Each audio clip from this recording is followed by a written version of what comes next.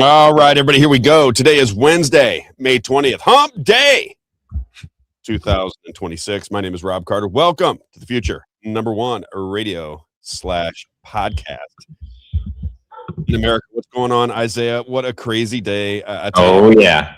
I just put out a post. And rainy and gray in Missouri. It's just a weird time in the world. I was just a couple things before we get into the start of the show. I put out a social media post just recently, and it said, "Is Donald Trump a fraud?" Now, I put that onto Facebook, and immediately I sent it to you so we can show it real fast. I get something back from Meta that says it cannot boost the post because it is political. It's about elections or politics. And I just ask, how is that the public square? How is it? I can't ask whether I think the president of the United States is a fraud on social media. What is going on in the world? And why does nobody recognize these things are happening? The ability to stop the reach of a conversation is in the hands of the same people that stole the election, according to Donald Trump, in 2020. It's just incredible. And nobody notices. Well, I guess I'm noticing it, and there it is right there. What's that say? Can you read that real fast? Yeah, it says, "Hi, Rob. Your ad was rejected because it doesn't comply with our ads about social issues, elections, or politics policy. This means that your ad isn't running and will not be delivered to your audience. We know this may impact your current business objectives. If you believe it was incorrectly rejected, you can request another review." And all you said was, "Is Trump a fraud?" That's it. That's it. I mean, I guess it's political because Trump's the president, right? You think there's no political boosting going on Facebook? Yeah. There is. You have to. They just make you. Well, it's ironic because when I was fighting for Trump in 2020, they took me off of Facebook.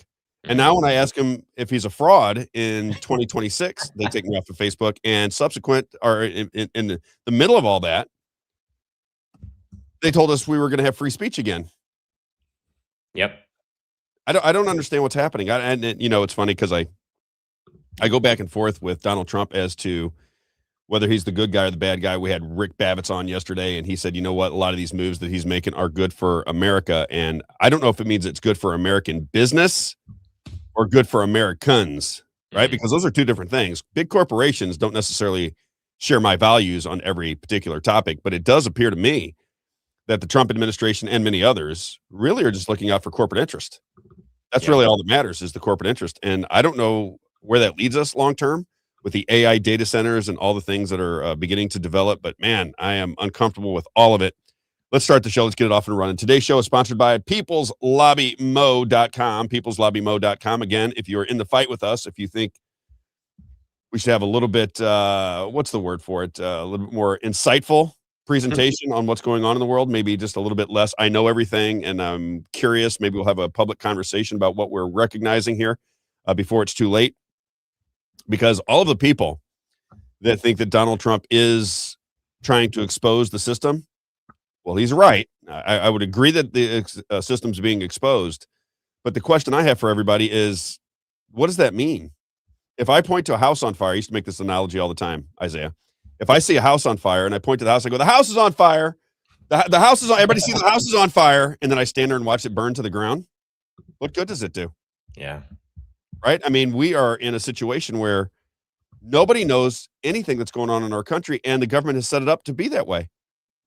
It's like you normally get video and war correspondence from Iran. You would see something that's not happening anymore. We don't even know if there's a war going on in Iran based on the way our media treats us. Everything that they tell us is a red herring. You look at, the aliens and the spy balloons and all this different crap. It's just really a distraction from what's happening in our country. What is happening? What is the ultimate goal of being completely confused by the motives of your own government? And I don't know the answer to that question. I'm willing to believe that Donald Trump's going to come out of this with a hero label. He's going to be the one that saved the country. I'm willing to buy into that at some level. But I just don't see any evidence that that's the case. Just none. It's so frustrating. People's Lobby Missouri says you should pay attention to your local politics. peopleslobbymo.com. We deal with small donations. If you can send us $5 a month, we're looking for 10,000 volunteers at $5 a month. One at a time if we have to, Isaiah. If it takes us, I told somebody, they said, well, that shouldn't take you too long. I said, that might take 10 years. Yep. People don't want to give up their, they don't want to be in any kind of database. They think they think something's going on. This is a highly secure, but a bigger question to the people that feel that way is, why would you be worried about your own government? If you're worried about your government, you should join us. That's the whole point. We are concerned about what's going on in our government, both at the local, state, and federal level. So we want you to help us out. peopleslobbymo.com, peopleslobbymo.com, proud sponsor of the show. We get information out to people. We pressure the government. We market ideas. We try to bring the public figures out into the light so we can have conversations with them. We'll have Ryan. How do you say this guy's last name? Hagedorn, I think. Hagedorn? That's Ryan my best guess. 11. He's running for House Rep here in the state of Missouri. So we'll talk to him, see what his platform is all about. Ryan Hagedorn at 11. I got another friend of mine, Ryan Argent, on at 11:30. The reason I like Ryan Argent is we do these meetings that are at a friend of ours' house, and we just talk politics. There'll be 15 to 35 or 40 people in a room, and everybody is cordial with one another. We come from different points of view, different backgrounds, and we just talk about what's going on in the world. I think this used to be relatively commonplace, not so much anymore, but at one time, I think it was relatively normal to have conversations about your world. Not so much in today's situation, but I like the idea of getting together and just talking about politics every now and again and what's going on in the world. So peopleslobbymo.com, where do you want to start with the advertisers? Who do you want to start with? RAK Custom Coatings, I was thinking. RAK Custom Coatings.com. Locally owned, family owned, and operated since 2001. Rich McQuay is the guy's name. If we take some pictures there, he says they install industrial strength, long lasting coatings built to handle anything your home or business can throw at them. From garages to commercial spaces, RAK Custom Coatings delivers tough, beautiful finishes that last. Where quality meets craftsmanship, reach out to RAK Custom Coatings. They do terrific work. Big fan of what we're trying to get accomplished here in the state of Missouri. Rich McQuay. Looks like their website's messed up right now. Website's down. Okay, well, here's what industrial spaces. And you can still give them a call, though. Yeah, the one that catches my attention is garages. We had it done. So when he was explaining to me what they do, I'm like, I had that done at my house, and it changed everything. It just from a curb appeal, when you have your flooring in your garage looking spiffy, it does change the complexion of your home. And I think when you open that garage door and you see a clean floor in the garage and you have your pretty cars and so forth inside there and it's all organized, just makes your house more appealing. So when you're trying to sell it or when you're trying to impress your neighbors, whatever, it's cleaner, it's more attractive. RAK Custom Coatings.com. You can reach them at 636-398-5040. Who's next? ROCKIT careers.com. Rockit Careers. Let's find him real fast. Mitch, you where you at? About Trump, by the way, the fraud thing. That makes everybody mad. Every time I say that, it hurts me. But Mitch said TBD. That's what that was. TBD. Yeah, earlier. TBD. I should read some of the conversations. But does anybody really know? When you think about it, Isaiah, before we get into rocketcareers.com, the fascinating part is nobody really knows what's going on. But they all think they do. Yeah. I'm at least wise enough to recognize I don't have any idea what's going on. I don't know if Donald Trump's the good guy, the bad guy, just another puppet for the establishment. All I know is everything that is happening in a normal world, I would be against. Everything that's happening in this normal world, I would normally be against. I don't like the intrusion from AIPAC. I don't like the intrusion from Israel into our business. I don't like that they took out the most constitutional conservative voter in Congress, Thomas Massie. I don't like that we're pushing Thomas Massie out and Marjorie Taylor Greene, both who were big supporters of Donald Trump, I thought. All right, isn't that what we originally thought? They were buddies? Yeah, they were ostracized for supporting Donald Trump. Yeah. And now he doesn't like them, and all the people that we don't like, he's now aligning with. It's just very hard to put your arms around. Again, if it's just exposure, if you believe that Donald Trump is just trying to create exposure on the situation, draw eyes to it, I'll buy it. But I still think we have to get involved in our government. I'll leave it there. RockitCareers.com, ROCKIT careers.com. All of you small to medium-sized businesses out there, HR does not get the job done. You want good candidates to fill positions within your company so you can really run things smoothly. Talent recruiting, there you go, job seekers, outplacement. RockitCareers.com will take care of you. They become an asset, a cost-effective asset for your business because they get the right people in the right positions because they've developed a network from coast to coast over many years of, we call it headhunting. What would you call it, Isaiah? Yeah, absolutely. Yeah, and, I would say that the hardest job for an HR rep is connecting those dots, finding people that are qualified, and then finding people that will work for the range of salary that they are willing to offer. You know, Yes. ROCKIT. What's going on with my voice? you talk every day. Woo! Something, a little froggy going on. Rockitcareers.com. And again, if you are out of work, hate your job, sitting in a cubicle right now, or just doing something you don't want to do, trying to pay the bills, but just don't like your life because your job sucks, always think rockitcareers.com, ROCKIT careers.com. They will help you launch a new career.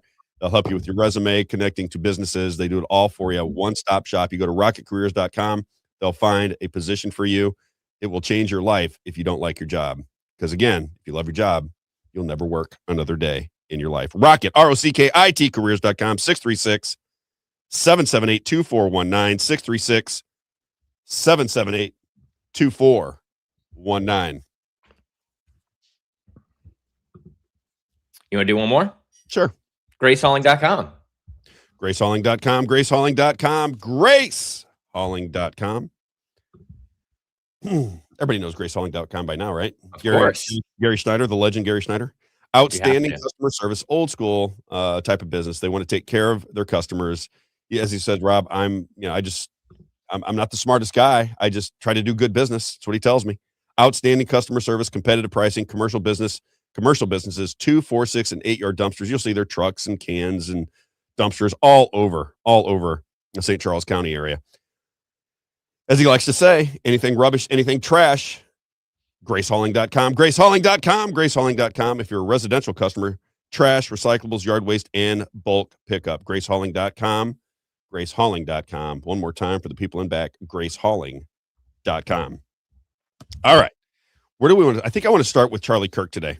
Okay. Because what I would say to everybody that is wanting to believe they have some insight as to what's going on in the country, I would suggest to you, you don't know anything. I would suggest to you that everything that you think you know is being manufactured for you. And that's a scary position to be in because we're supposed to be a government of by and for the people. We talk about it all the time. But let's just go back to Charlie Kirk. Now, Charlie Kirk was very pro-Israel at one time. Then he started to change his opinion. He went on the Patrick Bet David podcast and insinuated that October 7th in Israel was either allowed to happen or was a false flag. Said that on the Patrick Bet David show. He said, I've been to that wall in Israel, and there's a soldier every 10 feet with a gun. It seems very unlikely that a bunch of guys in hang gliders and so forth were able to outsmart one of the most secure locations on planet Earth and then stay inside the boundaries of Israel for 3, 4, 5, 6, 7 hours, depending on who you want to listen to. Charlie Kirk wasn't buying it. Then he came out and was very adamant that we not get into a war with Iran. We all remember that, Isaiah? Yeah. We talked about that a little bit, didn't we? He did not want to go to war with Iran. He said that he spoke to the president many times about it, did not like it. Then he started fighting with big Jewish donors. That doesn't mean all Jewish people are bad. I don't want to get into that conversation. This is the way he described it. Big Jewish donors. And he said they were going to hurt their cause. I agree. I think right now what you're getting is a backlash. In fact, just on Disclosed TV, it just this was this morning. It says just in.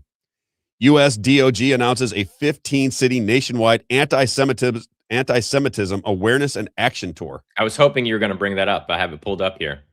Just in, U.S.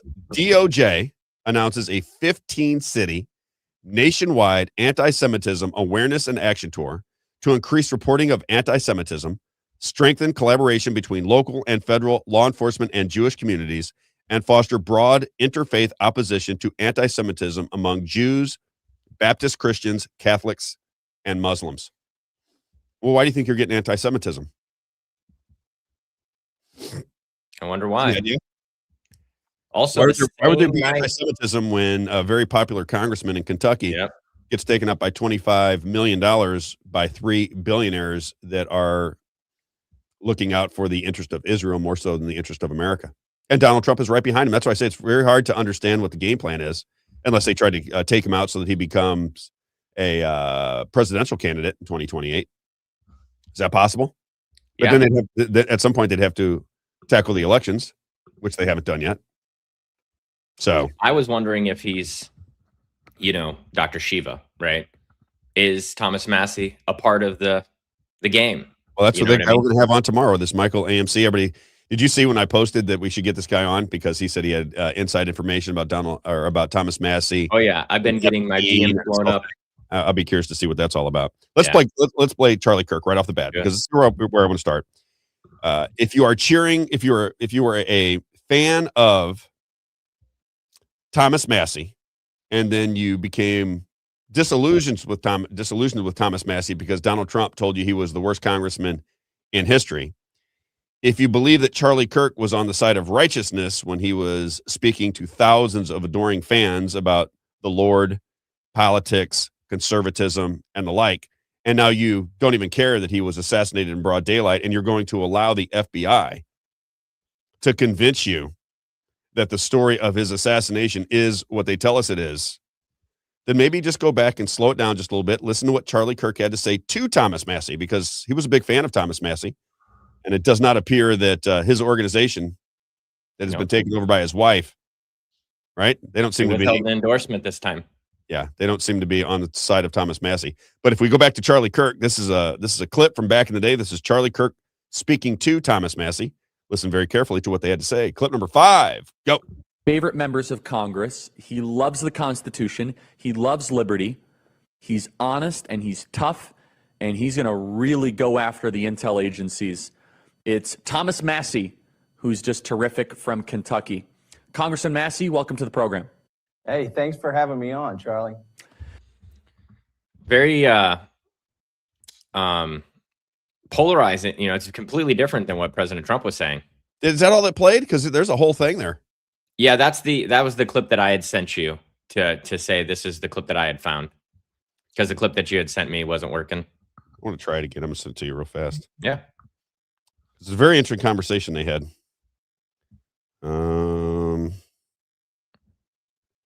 You said it was taken down?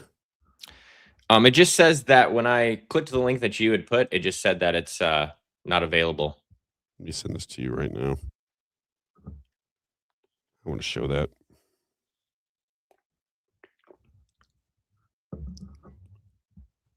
All right, just send it to you. Perfect. Because it's very odd. It seems like Charlie Kirk and Donald Trump, they were aligned at one time. He was a big fan of Donald Trump. He supported Donald Trump. Yeah, I mean, he's the only reason he got elected in 2024. That's what they tell us. Right? They could have been stolen elections, but who knows? Yeah. Right? I think both sides are stealing elections now, don't you? Well, yeah. Are you kidding? It says this page doesn't exist. Really? Yeah. So they took that down? I guess so. Just that account took it down. When I was searching for that clip, that 19-second clip is the most common one that's out there right now. Huh. Well, that's a whole conversation. I had the whole interview. I listened to it last night. Yeah. Well, I'm sure we can find it. It's just that account that probably took it down that she found. Why would you take it down, though? I don't understand why we would take it down. Who would take it down for what reason? Any sense of it? No. So bizarre. Yeah. All right. People do it all the time. That was going to be the focus of the first part of the show, Isaiah. All right. I told you. I warned you multiple times before. Charlie Kirk says he said you should be afraid for your life. This is what they said. This is what he said to Thomas Massie. Are you afraid for your life? And Thomas Massie basically said, all they can do is destroy me. And, that's all they can do. Well, did they destroy him? Look at the woman that came out against him, Cynthia West. Can we do that? Let's see if they took her clip down. I doubt they took her clip down. So Cynthia West, I downloaded all the other. That was the only one that I couldn't download. This is the woman from MMTLP that had an affair apparently with, this is after his wife died, but had an affair with Thomas Massie. Now you tell me, this is what she comes out with. You tell me what you think of Cynthia West, and just by how you see it, your visual cues right here with Cynthia West she's congratulating, I think, Ed Galreinstein for beating President Trump. And President Trump. Yeah. Check this out. Clip number 9. I wanted to take this moment to congratulate our president, Donald Trump, on a huge victory in Kentucky. Thank you for all of your hard work on an America First vision that we share. What is the America First version when the guy that votes with the Constitution is replaced by $25 million of AIPAC money? Yeah. Or big Jewish donor money? What is going on? Did you see Stephen Miller's posts yesterday? He's a lunatic. His flurry of he kept putting posts out about every 30 minutes to an hour because he would put a post out and then he would get community noted because what he was saying was misleading or not true. And so then he would put another post out, or he would share someone else that had reposted his video. So then it wouldn't show the community note on the video, right? And people like Stephen Miller. I know. He's the most repulsive person in Trump's administration. He's just repulsive. Mm-hmm. And people like him. It was the rhetoric about. I watch him speak, I think, oh my God, could you imagine being a friend of this guy? He's the most arrogant, condescending, blathering buffoon of all time.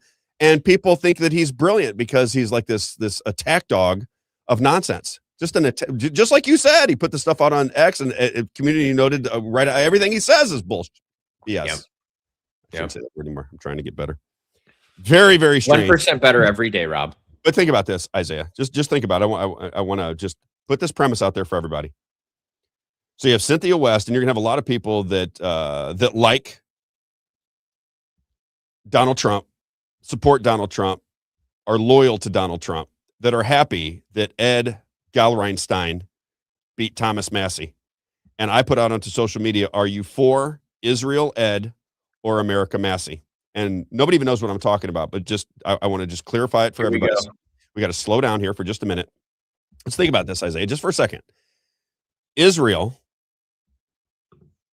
people aligned with Israel, dual citizens with Israel, 3 billionaires that have never set foot in Kentucky, throw $25 million into a campaign for Ed Galreinstein to beat Thomas Massie, who votes with the Constitution. By all accounts, everybody that monitors the Constitution and how these congressmen vote, they all say that Thomas Massie is at the top of the list. So we lose the person who votes most with the Constitution to a person who has no voting record, nobody knows who he is, who is funded by AIPAC and promoted by Donald Trump. That's the story. Yep. And you got people all over radio, as I understand it, cheering Ed Galreinstein on. Yeah, this guy right here, Tim Orcutt. He said he proudly voted against Massie. And this is the bullied by pro-Iranian lobbying. I proudly voted against Massie. He voted against tax cuts and immigration policies. No, he didn't. Ready for the fact check, Rob? This is what I mean about people. This guy ready for the fact check because come on, baby, you're better than that. I know. Stephen Miller said the same thing, and look, it's just ridiculous. Thomas Massie. No, Massie voted against DHS funding due to CISA. But they don't know anything about it. I know you and I know what's going on, but what's Tim's last name here? Orcutt? Yeah. What says Tim? That's just look at this right here. It's bought into a bunch of nonsense. Massie succeeded in defeating the reconciliation bill. Right now, ICE would be penniless and broke. And he said the bill funded both ICE and CISA. Massie voted against it due to its CISA funding, which he opposes. You know what CISA is? No. That's the electronic system that steals our elections. And Thomas Massie didn't want to vote for that, but Stephen Miller did. Yep. So and then this is a big lie. Continuing stealing of our elections through electronic voting systems. Tim, let me explain politics to you real fast, my friend, just for a minute, and you can respond any way you want because I'd like to have a conversation with you directly. Tim, they give you one good thing in a bill and something 10 times worse. And then when you vote no on it because you don't want the 10 times worse, then the charlatans, the propagandists, they come out and they sell that you voted against something that you would normally want. That's how it works. That's why they have 2,000-page bills, Timmy, my man, that nobody reads. Get it? It's frustrating because I just don't think people are going to be able to figure this out in time. I'm getting very nervous. Well, no, that's the talking points that were predicted were going to roll out. But they don't read or think at all. Yeah, exactly. Because these people that follow politics don't read or think or understand anything that's going on. But then we'll go share their opinion like you're a bumbling fool because they know everything that Donald Trump and Fox News told them. It's crazy. Mm-hmm. It's just absolutely mind-numbing what's going on. And I'm not mad at Tim. I did the same thing, Tim. I was you once before, brother. I'm not mad at you. I'm teasing you just a little bit. I appreciate you listening to the show. But it's frustrating as all get out. Yeah, people don't know what they're talking about and believe that they do because they have trusted sources. They don't go read bills. They don't read the summary of the bills. They don't have any understanding of what's going on. They hear a talking point from a trusted source, and then they regurgitate it and think that they know more than other people. Like and share, like and share, like and share, like and share, like and share. Isaiah, why do we have to like and share?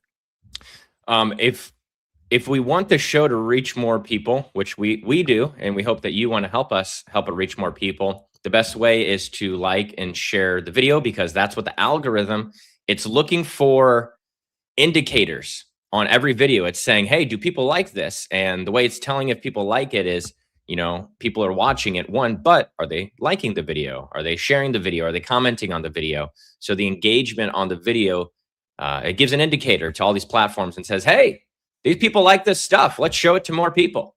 I think it's interesting how now today we'll probably get repressed because I put Israel in the title. Yeah. And so that will probably just Israel, and elections. If you talk about elections or if you talk about Israel, you're going to be squashed. And it's what did Elon Musk say? Freedom of speech does not mean freedom of reach. I'm free to say it. It's just that the platforms that are now the public square can reduce how many people see what you have to say. Rumble's been good to us.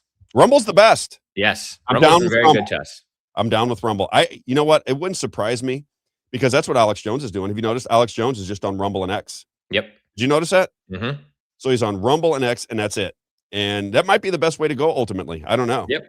Because Rumble and X, Rumble, you're free, right, to say what you want. And he can play music on Rumble. Did you see this? Yes. So when I watch Alex Jones on Rumble, he's able to play music, which would be great for our show because music sets the tone.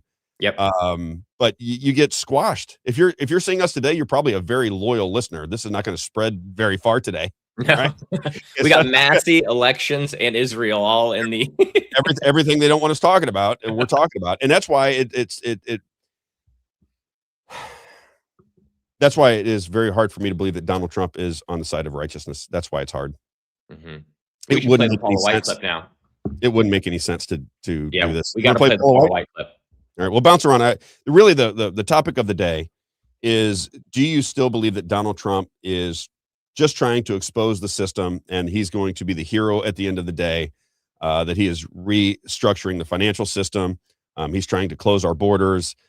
He's trying to make it so that we don't get needles stuck in our arms by mandate anymore. He's trying to reduce war.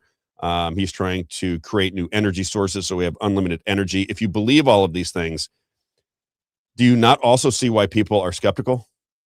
Do you not see that Dr. Fauci got a Medal of Commendation from the Trump administration? He says that he didn't give it to him, but has never been asked by anybody since. Well, who did? People remember that? Megyn Kelly? I talk about it all the time, but just explain it. I mean, just explain it to me. If this isn't a controlled system of propaganda, like Pravda, no different. If it's not, then you'd have to explain that to us, right? Wouldn't you have to say, wait a minute, Donald Trump on the last day of his first administration gives out medals of commendation to everybody involved in warp speed. The only person that asked him about it was Megyn Kelly. She said, your supporters don't like Dr. Darth Fauci, yet you gave him a medal of commendation as you were walking out the door. And Donald Trump says, I didn't do it. And Megyn Kelly, the fantastic journalist that she is, didn't say, well, who did then? Who do you think did? I mean, it came from your office. It came from the White House. Who do we think did it? It's bizarre. COVID in general. Donald Trump was threatening to lock down states that didn't follow the protocols. Donald Trump is the one that called Thomas Massie a third-rate congressman because Thomas Massie wanted people to come into the Capitol and vote on the transfer of power from state sovereignty to the federal government. As he said, if we're going to lose our republic, people are going to have to come in and vote on it. He's the bad guy. Donald Trump and Ed Galrenstein are the good guys. And I just don't know how you can make sense of it. Let's go to his spiritual advisor. All right. So that's what I was going to say earlier. You reminded me, Charlie Kirk, what he said about Thomas Massie, how he was saying he's his favorite, the most constitutional, the best, right? Yep. That's the opposite of what Trump said. Mm-hmm. Well, do you remember the clip where Donald Trump is asked how he feels after the assassination of Massie, and he starts talking about the ballroom or the beautiful grounds? He doesn't even address it. No. You've never seen that? Maybe I have, but people act like if you like the thing that's interesting about the Trump supporting people that just, and And I'm fine with people supporting Donald Trump and loving Donald Trump and whatever they want to do. But to not acknowledge all of the information to the contrary, I don't understand where that has to be a brainwashing of sorts, right? I mean, if you basically are doing the exact opposite of everything people were cheering for you when you were running, right? I'm going to cut energy costs in half in 12 months, and if I don't, you can come back and let me know about it. And then nobody on CNN or MSNBC that supposedly hate him aren't playing that clip. That makes sense to everybody. The Democrats aren't playing that clip. That makes sense to everybody, right? When he says the elections were stolen, and he sends out Rudy Giuliani and Jenna Ellis and says the elections were stolen, and then in 2026 he can't get the SAVE Act passed, and is getting rid of the person who didn't want the election stolen in the first place, Thomas Massie. Nothing. Nobody even notices. I mean, it's just we're not going to have any more wars. No more foreign wars. No more wars. We're not going to have any more wars. If I'm the president, we're not going to war. He went off on Barack Obama, said he was going to start a war with Iran because he didn't know how to negotiate. Now we're in a war with Iran, an unconstitutional war. And everybody goes, Rob, it's just 5D chess. You just don't understand the playing field. Yeah. As though everybody's a military general nowadays. Yeah. The thing is that we can play the clips. We can play them side by side. Yeah, you just show before and after. You can show the before and after. And so you're allowed to change your mind. I don't want anyone to think that you're not allowed to change your mind, right? That is something that anyone can do. Anyone can change your mind. But he ran on these things. He ran on no new wars. This is why we voted. That was my question to Rick Bavetz yesterday. Well, if this is the new normal, is that anybody can say anything and then they don't have to live up to any of it, and then we still support them, then why? How do we know who to vote for? Why are we voting? Do you think voting matters anymore, Isaiah? Honest to God, on national elections especially?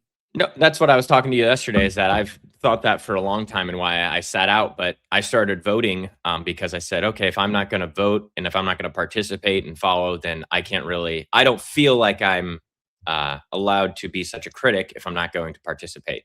That's just my view. And I got a lot of friends that say voting is a complete and total waste of your time and energy, and that getting involved in that system is bad. We'll play a couple of clips about that. Let's start with clip number 2, though. Okay, so this is a pastor. What's this guy's name? Livingston or something? I'm not sure. Livingstone, I think, right? Maybe David Livingstone. So he's talking about Paula White. Now, again, these are things that you can say Donald Trump's trying to draw your attention to, or you can say these things don't make any sense to me at all. Donald Trump's spiritual advisor to the White House is Paula White. I'm not a fan of Paula White. I look at her and go, she is, Tammy Faye Baker would blush at her insincerity, right? She just reeks of fake. But again, some people can't discern it as easily as others, or maybe I'm just possessed by the devil because I don't buy into what Paula White is saying. Here's what this pastor had to say about Paula White and Donald Trump. Check it out. Clip number 2. White, a heretic, blaspheming Jezebel. She cannot tell the truth. She's a word of faith fanatic. I heard her say,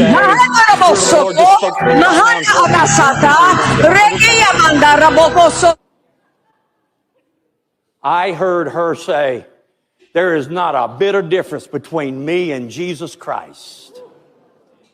I heard her say, I'm going to pray for people tonight, but I'm not going to pray for you till you lay an offering down here on the altar. She's a blasphemer, a heretic, a deceiver, an apostate. And that's who he chose to help him do his conferences. By the way, that's who your president chose to be his faith advisor. Some of you won't look at me now. That's who the president chose to give him advice on faith. She does not represent me. She can't tell the truth. Those big shot guys cannot tell the truth. If they're trying to raise money constantly, they can't tell the truth. I want to tell you something. Our president needs some help. Lisa Payne Nager, good one on there. A cult is typically defined as a high-controlled group led by a charismatic authoritarian who demands absolute devotion. These groups manipulate members' behaviors, thoughts, and emotions. Doesn't that kind of feel what's going on? Because, again, they would never say that, right? Because they think they're got some intuition that we're not seeing, and they understand that Donald Trump is doing great things, and you just haven't read the executive orders and this kind of thing, which is all fine. I'm not saying I'm wrong, but from the other side of the coin, you could certainly see why people believe this. I understand it now more than I ever did. You know, at times I was on the other side of this equation. Now I'm looking at it going, I don't know how we can't be skeptical as to what's going on. I don't even know how you can, even with a straight face, not be skeptical as to what is happening in this country. Paula White. Can we go to discernment? I just got a couple clips I'm going to get out of the way before we start moving through the show. This was sent to me. Lisa Payne actually sent this to me. One of our listeners and friend sent this to me the other day. Where is it? It's clip number 6. Number 6. Yep. It's a video. I did want to play the whole thing, but let's just do it. Let's play the whole thing. It talks about discernment, and I just want to, before we play it, okay? It talks about how you get destroyed even though you're right all the time, right? I go back to COVID. Now, if you were listening to my podcast during the COVID era, you would know that I was right about everything. Doesn't make me smarter than anybody. As I said, I would just happen to be in China when they broke out the COVID con job, and I knew what was happening. And I came back and I tried to explain to people that I was in China and nobody's falling down in the streets. There's no alarm bells. There's no rounding people up to make sure that they're healthy. There's no wearing of masks. There's no visors. There's no flippers. There's no bubble wrap. There's no football helmets. There's no nothing, because I walked the streets of China. Saw it leaving China. I fly into Hong Kong and I watch on CNN International all these people falling down in the street and collapsing dead in China. And I thought, well, what's this all about? But I noticed as soon as I saw it that the person who was falling down breaks their fall with their hands. And I thought, this is just obvious propaganda. What's going on around here? Get back into the States. I get married on October 19th. And then from that point forward, the rollout became COVID. And I told my son, I said, I've seen this movie before. They're going to mandate masks and mandate vaccines. And my son said, Dad, I can't even, there's just no way. Yeah. And I said, yes way. So I started doing a podcast, started predicting what they were going to do, talking about all of the data that was out there, all of the fake data, all the real data, how CNN and Fox News and the Democrats and the Republicans and Chuck Schumer and Donald Trump and Melania Trump and Nancy Pelosi and Mitch McConnell, they were all selling the same thing. And if you go back to that time when Donald Trump was running, you just have to remember that those two parties couldn't agree on anything. They didn't agree on anything. The only thing that they agreed on was COVID. And I thought, well, it's kind of odd that everybody agrees on COVID, doesn't it? Kind of seem kind of odd. Mm-hmm. And I said, why is nobody? Where's everybody's common sense? What is happening here? How are people falling into this? How are people? Think about it, Isaiah. How are people, grown adults, with children, jobs, a house, a car? How are those people standing on dots inside of a grocery store with 2 masks and a visor on? And you tell me that propaganda and brainwashing doesn't work. Right? Yeah. Discernment. Clip number 6. Check this out. Tell me where this lady gets it wrong. Hey everybody, Jennifer Searzan here. I'm going to show you guys a video. And if you are the black sheep of the family, if you are the one that's always ostracized from the crowd, if you are the one that lost most of your friends during the pandemic, you are going to so resonate with this. Girl, you hit the nail on the head with this. This is the verbiage that goes around my head constantly, but I could never articulate it as well as you did here. Watch this amazing video. Who always gets looked at like the bad guy? The friend with strong levels of discernment. It's wild because discernment isn't judgment. It's literally pattern recognition. It's intuition with receipts. The ability to see energy underneath the words, the motive behind the behavior, the truth behind the performance. But here's the plot twist. People who lack self-awareness will always project on the friend who has it. Not doing too much, or simply noticing what they'd prefer to ignore. Discernment can make you a villain in rooms where denial is the culture. When you pick up the inconsistencies, suddenly you're negative. When you see red flags early, suddenly you're dramatic. When you call out the vibe shift no one wants to admit, you're overthinking. Honestly, that's a superpower. Being the discerning friend means you often carry truths that others others aren't ready to hold. It means you see the potential and the patterns. You don't hate people. You just refuse to romanticize their behavior. That makes people uncomfortable. Discernment is clarity. Clarity is responsibility. Responsibility forces growth, which most people will avoid at all costs. You are that friend, the one that notices everything, one who predicts the fallout before the fallout, and the one who trusts his energy over excuses. You are not the bad guy. You're the lighthouse. People only get mad at the light when they're trying to protect their illusion of the dark. Keep your discernment. It's not a flaw. It's your superpower. Don't you love that, Isaiah? Is that a pretty good way of explaining it? Oh yeah. Because the one that just blew my mind was COVID. That's why I talk about it all the time, because I was out front on COVID just by happenstance and luck. And then ended up being right. And nobody apologized to me, Isaiah. We're talking about losing family members and friends and people in my life just destroyed me over it. That I was crazy for not wearing a mask outside. Oh, you mean you're not going to get vaccinated? Seriously? You're not going to get vaccinated? Oh my God. Like I was insane. It's like, no, I've never got another vaccine. Why would I get this one? I backed right into it. I said, of course I'm not getting the vaccine, and you're insane for getting one. And I would have those back and forth with people. But it is amazing that after all of this time, predicting COVID from the very beginning, explaining to people how COVID was going to roll out, how they were manipulating data, how they didn't have any safety records on these medicines at all, despite the fact that Fox and CNN, just think about people that go watch Fox News tonight, right?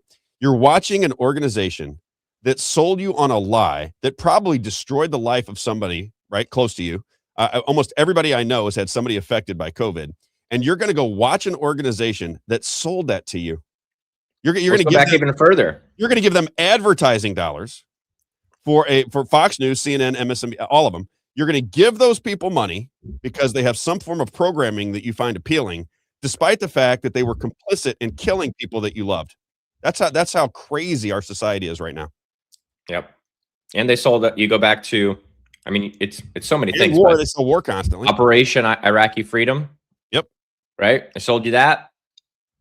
Did that for they just sold 10 years. They sold Ed Gallereinstein. Mm-hmm. Did you see the numbers, by the way? Can we pop those up? Let's I'm see. gonna bounce around here a little bit, but I got Are so you much talking about the numbers on the generation? Yeah, I think it is. I might have it here. Yeah, here we go. I got it on my side. Sorry, Isaiah. All right, so check this out. Numbers based off the generation. These are the numbers that were released last night. It says Republican primary for Kentucky's 4th congressional district. Okay, ages 16 to 29. Okay, Yep. Ages 16 to 29. 76.5% voted for Massie.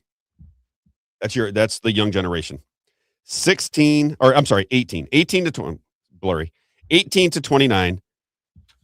What does that say? Does that say 70? 78. So I got to slow it down. My apologies. Ages 18 to 29, 78.5% voted for Massie. Ages 30 to 44, 64.9% voted for Massie. This is if you believe any of this nonsense. Age 45 to 64, 53.3% voted for Massie. Age 65 and above, 65% voted for Ed Gallereinstein. That's what they had.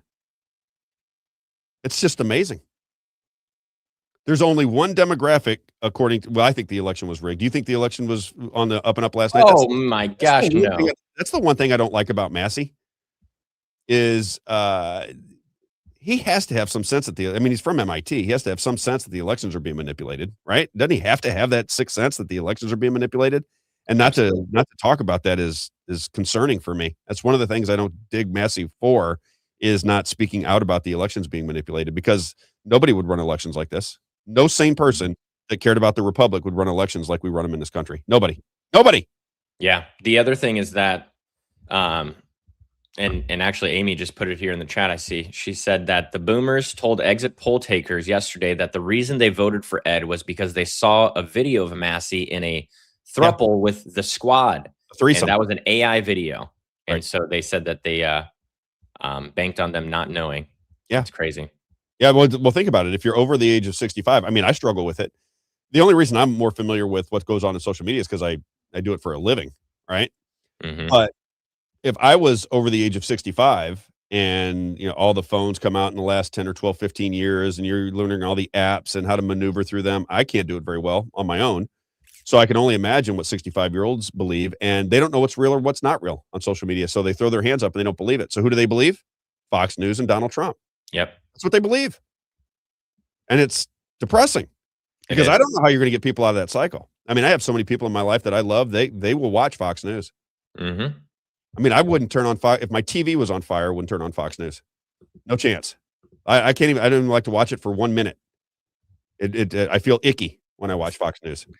Watching General Jesse Waters tell you about the Iran war and exactly all the military. Today we are stopping the war. Today the war started again. Jesse Waters is, I guess he's a likable guy. He reminds me of Tucker Carlson in his delivery. Well, his delivery is exactly like Bill O'Reilly. I don't know how old you are, or when you started watching. I do know O'Reilly. Yeah, I know O'Reilly. Bill O'Reilly. He's copied every movement of Bill O'Reilly. The hand gestures, the timing in the voice, everything, the head nods, he is an exact younger, better looking, better hair version of Bill O'Reilly. It's exactly what he is. He completely stole his act. He stole Bill O'Reilly's act and took his job. That's what happened with Jesse Waters. Yeah. Now I want to go to the elections just for a second because we're bouncing. I did want to say this. I know you want to interact with the chat more, and the big story is the Massie election. So Kelly here says, check the receipts where Massie gets his donations and donors. We're going to do that. Say the same thing about Ed Galler-Reinstein. But about Galler-Reinstein, that doesn't matter, Kelly? The most expensive House race.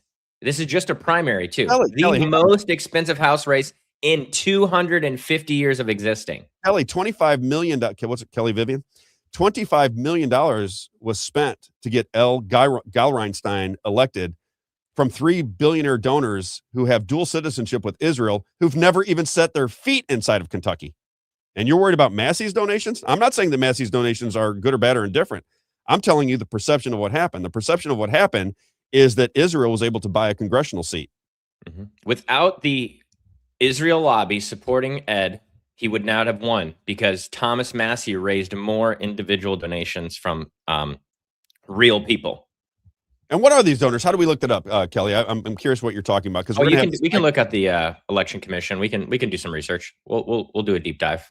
Yeah, because this guy Michael AMC, who's supposed to be on AME. Yep. ABC.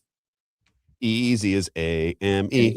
AME. 1, 2, 3, baby. Me and Mike tomorrow. But he says he has a 2-hour breakdown on YouTube on that post. So I've been watching it. Well, he says that he has information that he was aligned with Epstein and this, and that, and the other. I have a very difficult time believing that. Okay. Yeah. Doesn't mean it's not true. I want to look into it. I just think that there is a lot of misinformation out there. And this would not surprise me to be another red herring that everybody believes. Now that the election's over, they'll find out it wasn't true, but damage is done. Eric Mustos. Do you know who this guy is? Yes. Okay. So if you don't know, if you're somebody who's not into social media all that much, he's a major player in social media. He does these little clips where he plays a clip for you and then he responds to it. I probably should start taking some of that advice myself on social media, but he gets a big reaction to it. And he talked about elections, and I agree with where he's coming from. I know a lot of my friends don't want me to say this. They think that it is just blasphemy not to want to get involved in the elections. But I have some people very close to me on the other side of this coin, Isaiah, where they say, Rob, even talking about elections, being involved in this system makes you complicit in the nonsense that we have to endure as a country. It's all rigged. It's all fake. Every drop of it. Nothing in the political realm at the federal level is real. Why participate in it? Why talk about it? Why get your panties in a wad, if you will? Why? It's fake. And I have to start to agree with them, Isaiah. I'm starting to get there. It is impossible for me to believe that enough 65 and older Kentucky citizens from District 4 in Kentucky decided to go out and overwhelm everybody else that was very excited to vote for Thomas Massie yesterday. I don't believe it. I think the election was manipulated, but again, I guess when you lose, you think the elections are manipulated. But did we watch the Ashley St. Clair video on the show about Elon talking about how we watched that on the show? We didn't watch it, but I'll tell you. So Ashley St. Clair is a baby mama of Elon Musk. So what she does is she goes out and she does videos. And she was a big MAGA influencer too. Yeah, big mega influencer at the time. And she goes out and she puts makeup on as she starts to tell you stories about her and Elon's world and her life. She claims that in 2024, Elon Musk told her that Trump had won Hours before. before, and confirmed it with her. And I get, and basically said she was insinuating that he has the technology to flip votes in certain areas and change the outcome of an election, and that he did that with Donald Trump. That's what she's insinuating. Okay. Eric Mustos, check this out. Tell me if you agree. Let me try to explain this the way that I see it. This race was over long before it started. The whole $32 million that was spent to beat him, that was just a facade because they were going to take that no matter what. The reason why I didn't get in just rah, we got to vote, it doesn't matter. You guys know that, right? It doesn't matter. Now, I guess some people can say, your conscience, I had to vote my conscience. Well, this is just me personally. I'm not telling you what to do in the future. Me personally, I cannot in good conscience participate in this system any longer. In fact, by doing this, in my opinion, you're participating in their scam, in their delusion, in this fake idea that we have a true representative form of government in America. Do you really believe that he lost? In your heart of hearts, and just seeing what happened, do you really believe that he lost?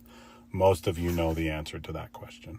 This is a message from the predator class to all politicians everywhere in Congress and Senate, in all of the state positions. If you mess with us, we will just like this right here. If you mess with us, we will destroy your career and we will come after you. That's what this was. Because when you step against the beast system, when you go up against the beast system, especially the baby-eating pedo elite predator class, Mitch will love that one. It's over. So some will be upset with messages that I'm giving. You're going to lose midterms to the Democrats. There is no left. There is no right. They are owned and controlled by the same small group of people. This isn't our fault. This is his fault. He turned on America. He turned on true America First patriots, and most everybody knows that, but they're too afraid to say it. Can you imagine if Trump would have put the same amount of fight and energy into America First principles than going after America First patriots, where we would be today? So Donald Trump, shame on you. Thomas Massie, thank you. Thank you for standing up for individual liberties. Thank you for standing up for the Constitution time and time and time again. We all know who you are and what you represent. Thank you. Isaiah, pretty good, right? Very good. Now, when he says that there is no representative form of government, I disagree locally. I disagree. When you can get out in front of your people, look at Jake Jackson. We got Jake Jackson on here. Do we? Oh yeah, he said he was said earlier. I listened to Bill O'Reilly when I first got into politics. So Jake's watching. I got to give Jake a congratulations, because Jake was out front. So if you're listening from around the country, this show and people surrounding me are not a big fan of AI data centers. We don't like them. We don't necessarily know whether they're going to be good or bad. We don't know anything. That's the whole point. We don't know what is being implemented with these AI data centers. We don't know what it's going to do to the environment. We don't believe that eminent domain can take homes away from people in suburban areas. We don't like any of that. And we want a longer conversation. Isaiah, I think, in his town is trying to get a moratorium on AI data centers. Jake Jackson spoke in St. Charles County about stopping the AI data center development, and they won. St. Charles County, Missouri is the first county in all of the country to ban AI data centers. You got to give the guy credit, don't you? I know. I'm trying to find it. I thought he had put a post out on X. I'm trying to find it, but he's got something on X and he's got something on Facebook. Yeah, DM it to me, Jake, if you can. He's got a picture of the St. Charles County City Hall. And I mean, it's just blowing up on our Facebook page for peopleslobbymo.com. That's why people should join it. Mm-hmm. We'll help you wherever you're at in the country if you align with us. People's Lobby Missouri, if you take a look at it, if you just look at the country, Missouri is right. It's the heartbeat of the country. It's right there in the middle. It's easy to get in. It's easy to get out, easy to get in, easy to get out, whether you're coming from the west, the east, the south, or the north. Doesn't matter. Missouri's right there in the middle. And we are a very well-connected state. There's very little opportunity for me to do what I'm doing in Missouri in Florida. Florida's too big. It's too spread out. There's too many players in the game. But if you go to Missouri, we all know each other. It's what I always say 3, 4, 5 degrees of separation. You can find out what's going on in Missouri. What high school did you go to? Right. Exactly. And you can make change in the state of Missouri. And Jake Jackson and the people of St. Charles County said, we do not want data centers in our backyard. Shove it. And they went by a lot of people got invested in stopping the AI data center development in St. Charles County. And they win. First, according to Jake, at least, he posted this last night. First county in all of America to ban AI data centers. 867 likes on that post. And still rolling. Still rolling, baby. Jake, you should, next time you put out a great post like that, make sure that people sign up. We got to put a call to action. We got to get people to sign up. What you want to do is get enough people sign. You don't have to do anything. If you don't want to donate, don't donate. We don't care. You can get involved too. Right. But if you sign up and we begin to share the information with you and you're like, is Rob right? Is it really possible that we don't have control of our elections anymore? Is that really are AI data centers just another tool to surveil citizens so that they can never have any say in their government? Because you have to remember the argument that, well, Rob, I'm not doing anything wrong anyway. Right, Isaiah? I'm not doing anything wrong. Well, yeah. I mean, there's good and bad in it, right? There is good and bad in everything. No, in everyone. That's Ebony and Ivory, Michael Jackson, and Ebony and Ivory. Thank you. You sound good. Very nice.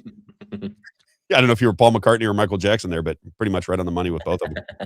Right? Now you made me lose my train.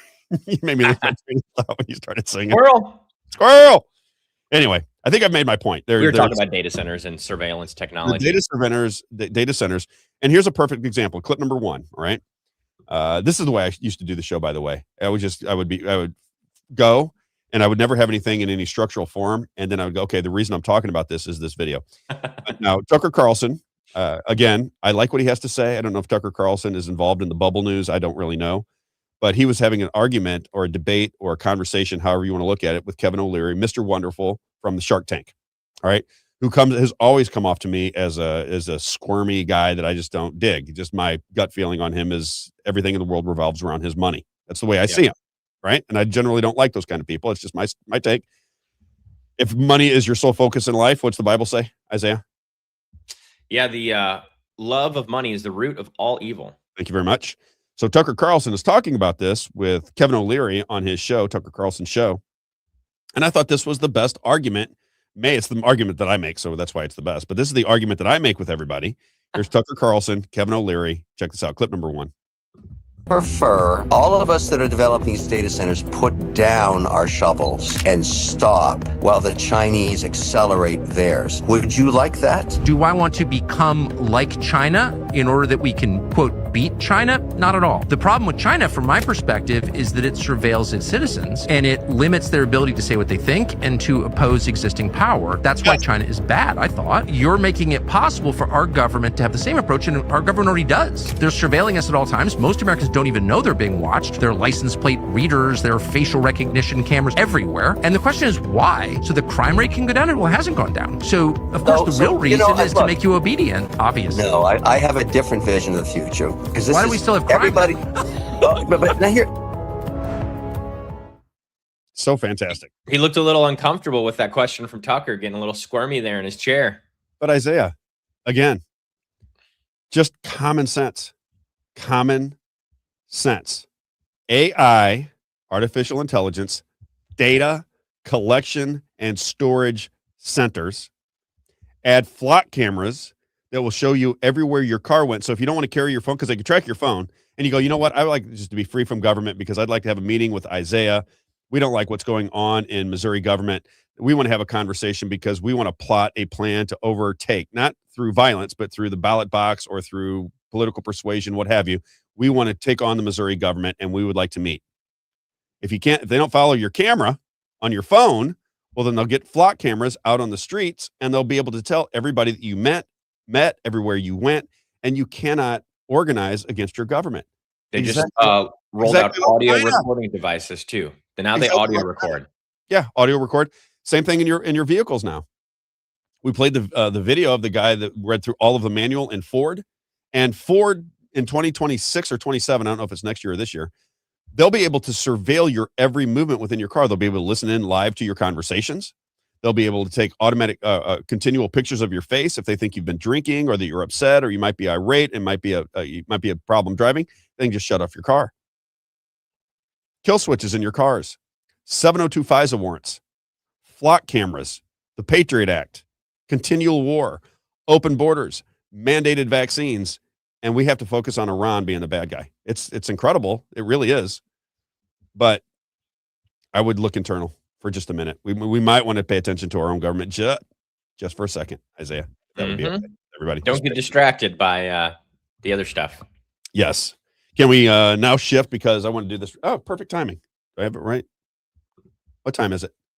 10:03 Perfect a.m. timing. Okay, I wanted to start the second hour with this clip. Okay, now this is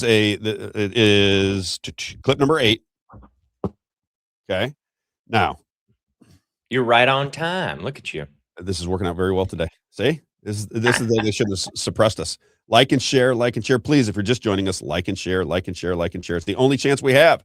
We have to somehow beat the algorithms, because when you're talking about election theft and you're talking about the Israeli influence over America, you ain't spreading too far.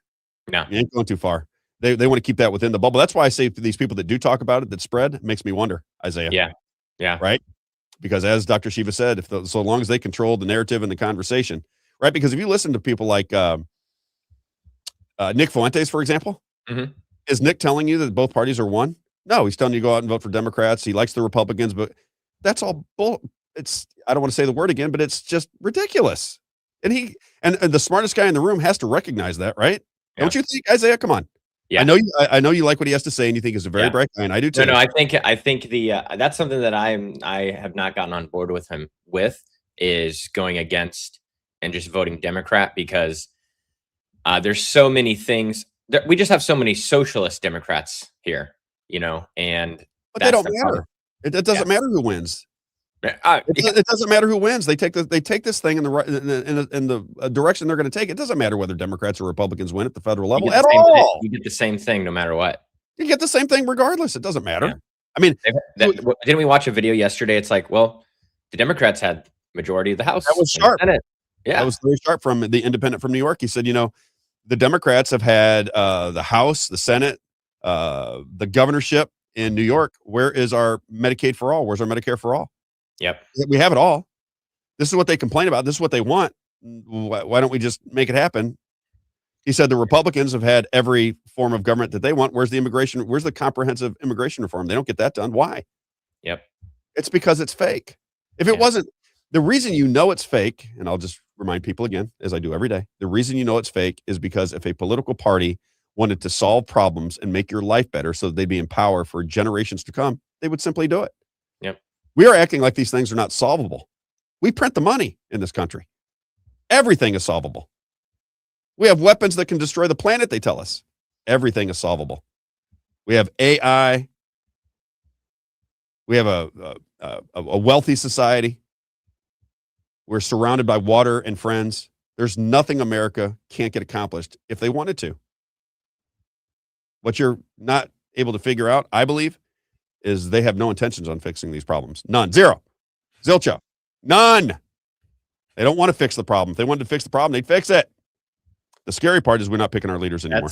It's all about the money, because if they can't keep the problems going, the money doesn't keep flowing, or maybe they are against a specific issue like immigration, but then the lobbyists come alongside you and say, hey, we need you to step it back a little bit on that, right? We need you to power. Yeah. Oh yeah. That's what I'm saying is the money influences and it controls that power. Yeah. Wherever the money's, and I think that the Massie and Galler-Einstein election shows that with, especially that post we read yesterday about Cori Bush and Jamal Bowman, I think his name is. Wasn't that great? Yeah. And it's like, those are people that they spent money, they targeted and spent enough money to unseat them because they knew if they just poured enough money in, they'd he knew how much money it was going to take. Yes. So when you look at the election, if it costs $8 million to take the election, then it's $8 million. If it's $15 million, then it's $50 million. They know the money that it takes to win the election. They understand. It doesn't matter how much it is. They know the math. Yeah. All right. They just know the math to win the election. So you have Israel, dual citizens with Israel, go into Kentucky and steal an election from the guy that votes most with the Constitution and then you'll have a certain portion of society cheer that on. You got to admit it's crazy. You got to admit it, at the very least it's crazy. This is the clip that I want to play. So Isaiah, when I first got into podcasting, this was episode number 1. I played this clip. When I got into radio at News Talk, it was the first clip that I played. When I got into radio at Real Talk, it was the first clip that I played. And this is the one that really blew me away. This came out onto social media. Donald Trump and his administration had it released. It is the speech to the press club by John F. Kennedy. Now, what you're going to hear, this is about a 19 or 20-minute speech that was delivered in 1961, I believe at the Waldorf Astoria Hotel in New York. Great hotel, by the way. He's trying to warn the press of a conspiracy, a global conspiracy to take down America. I think it's one of the greatest speeches I've ever heard. I love it very much. That's why I play it all the time. And if you understand that you're losing your freedoms in increments, if you're losing your liberty in increments, if you're losing the ability to raise and keep your family together, that's going away. If you're recognizing that you and your wife, the way it was 50 or 60 or 70 years ago, is no longer the same because everybody's working just to pay the bills, once you start to recognize the erosion of what you would call freedom, then his speech begins to make sense. Yeah. This is John F. Kennedy. It was called The Speech That Killed Kennedy. He gave this to the press club in New York City in 1961. It's a 19-minute speech, so this is a 5-minute little excerpts of his speech. Listen very closely to what the assassinated president of the United States, John F. Kennedy, had to say about a global conspiracy, and tell me if that global conspiracy is still in effect today. Listen very carefully. Ladies and gentlemen, the very word secrecy is repugnant in a free and open society, and we are, as a people, inherently and historically opposed to secret societies, to secret oaths, and to secret proceedings. We decided long ago that the dangers of excessive and unwarranted concealment of pertinent facts far outweighed the dangers which are cited to justify it. Even today, there is little value in opposing the threat of a closed society by imitating its arbitrary restrictions. Can we pause that? Even today, there is... So just think about it. So what he's describing, and let's go through time, right? He's saying that they're going to use security needs to take your freedoms away. What did they do with COVID? All right, they took your freedoms away to save you from the invisible virus. They transferred power from your pocket to Wall Street, and they consolidated power away from the states and into Washington, D.C. That was what COVID was all about. That's the underlining theme of COVID. That's why it happened. That's why they sold it the way they did. That's why Fox News and CNN and ABC and CBS and all of them got in the same bed together.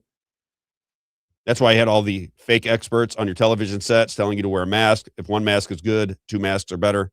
It's all for your security. They create a scenario where you need security from what you perceive to be your protectors, the federal government, and they take your liberty and freedom away. Think about 9/11. What happened with 9/11? Patriot Act. 702 FISA warrants. COVID, lockdowns, masks, no travel. And now what are they bringing with? Now what do they got coming down the line? AI data centers. And why do we need AI data centers? Because we have to beat everybody else in the world because of anybody else in the world. China. If they got it before we did, then we're all going to die. We're not going to be able to survive if China has more AI data centers than America has AI data centers. This is the way they sell it. They have charlatans in the party that go sell it for them. They don't want to have open and public conversations about it. They want to have closed conversations where they propagandize to you, but when they get challenges, they act like you're a fool. You just don't understand how important it is, Rob, to have AI data centers. That is the game. That's how the game is played, should you choose to recognize it. More from John F. Kennedy's speech to the press club. 1961 is when this conversation took place, and it went out onto social media, I believe, in October of 2017. So they held it for that long before they released it. Check it out. There's little value in ensuring the survival of our nation if our traditions do not survive with it.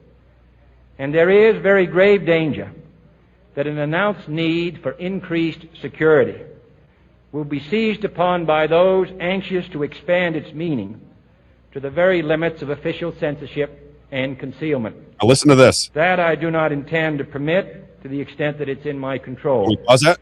And no official of my administration... To the extent that it's in his control. What is he trying to tell people there, do you think, Isaiah? When he says, this is what my administration would do, to the extent that it's in my control. What he's trying to tell you is he doesn't have control of all the levers of power because it's the intelligence agencies. The intelligence agencies that killed him. The intelligence agencies that I believe killed Charlie Kirk. And those intelligence agencies are aligned with the people running Israel. Not the people, but the people running Israel. The big money that is aligned with Israel. The Zionist philosophy, if you will. Are we breaking that up? Are we exposing it? I don't know. Could be. But that is the strategy. That's the structure of what's going on in this country right now. And he's trying to tell you right there, to the this will not happen to the extent it is in my control. It's the president of the United States telling you he doesn't have control of a lot of these situations. And they still don't today, as far as I'm concerned. Continue on, Isaiah.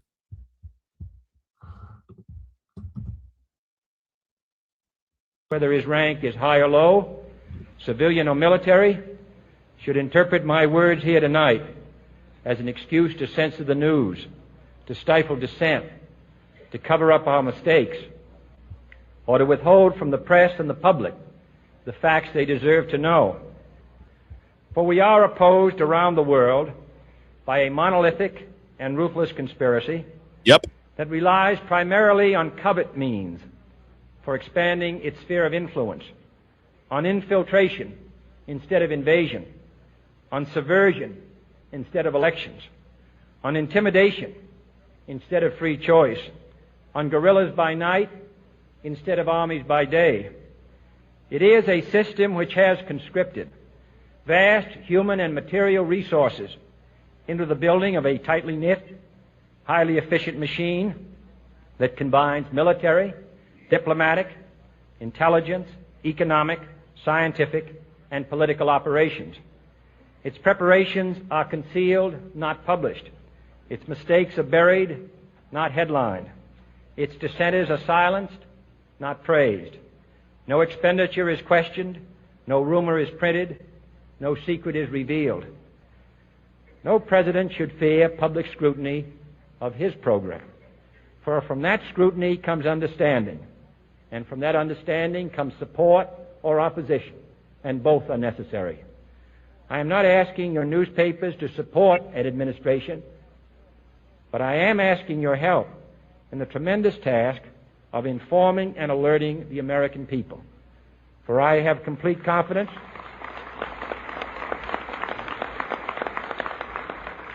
in the response and dedication of our citizens whenever they are fully informed. I not only could not stifle controversy among your readers, I welcome it. This administration intends to be candid about its errors. For as a wise man once said, an error doesn't become a mistake until you refuse to correct it. We intend to accept full responsibility for our errors, and we expect you to point them out when we miss them. Without debate, without criticism, no administration and no country can succeed, and no republic can survive. That is why the Athenian lawmaker Solon decreed it a crime for any citizen to shrink from controversy. And that is why our press was protected by the First Amendment, the only business in America specifically protected by the Constitution, not primarily to amuse and entertain, not to emphasize the trivial and the sentimental, not to simply give the public what it wants, but to inform, to arouse, to reflect, to state our dangers and our opportunities, to indicate our crises and our choices, to lead, mold, educate, and sometimes even anger public opinion. This means greater coverage and analysis of international news, for it is no longer far away and foreign, but close at hand and local. It means greater attention to improved understanding of the news, as well as improved transmission. And it means, finally, that government at all levels must meet its obligation to provide you with the fullest possible information outside the narrowest limits of national security. And so it is to the printing press, to the recorder of man's deeds, the keeper of his conscience, the courier of his news, that we look for strength and assistance, confident that with your help, man will be what he was born to be, free and independent. Isn't that great? I just think it's just such a fabulous speech, and it's I just think it's true today, right? It's you have $40 trillion in debt. Mm-hmm. You have Elon Musk come into the White House, and now we're going to get down on it with the USAID, which is, according to Robert F. Kennedy Jr., is just an offshoot of the CIA and the intelligence agencies. Then you have all of the NGOs. And as you might remember, Donald Trump brought that to everybody's attention, but then didn't stop it. The money continues to flow. Yep. And are we tracking this money now through AI, and we're going to be able to, it's going to be a dragnet over these people? You know, if you're a Donald Trump fan, this is what you think he's doing. If you're somebody that goes, why would you take out Massie? What's the point of that? Then you go, well, wait a minute, that doesn't make any sense. If you think that Donald Trump was doing something good with COVID because all the states were going to lock us down and we were all going to starve to death if Donald Trump didn't, listen to Fauci, I just think that is just a feeble, ridiculous, nonsensical argument. I just don't buy it. It doesn't make any sense to me. Why would you tell people to go get needles in your arm if you know that those needles could potentially be dangerous?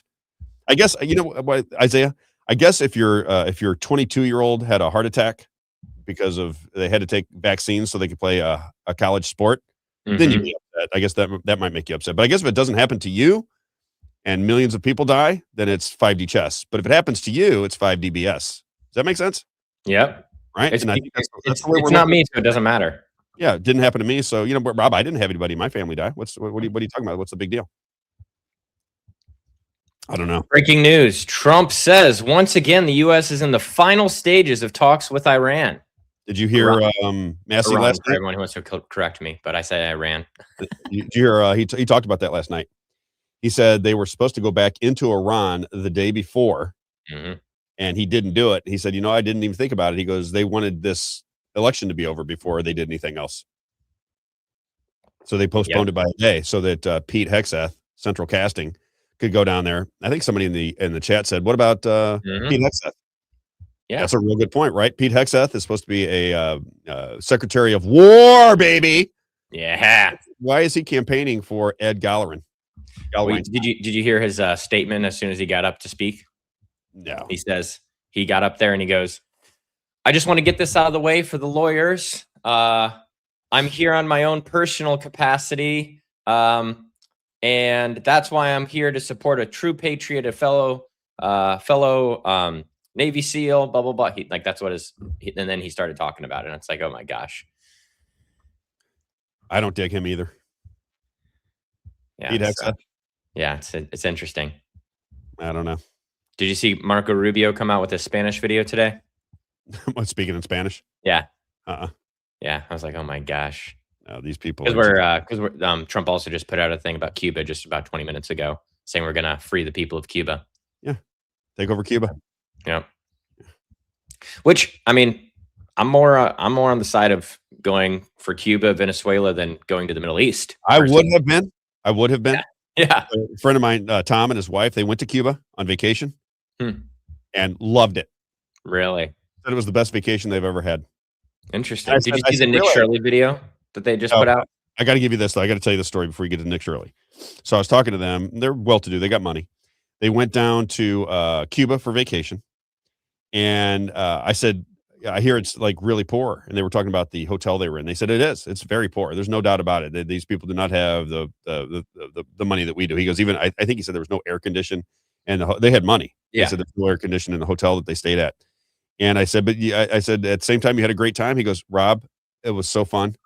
He goes, you could just walk around and you walk into like a little bar, and it just the festive, the nature of people. And I thought, isn't that interesting? Because I've heard this before with, I haven't really been to a lot of poor areas, but these people that are poor based on finances poor seem to be okay in life and enjoying life in some of these locations around the world. But we see that as horrible, right? If we don't have money in our country, we're like, what are you talking about? We got to be rich.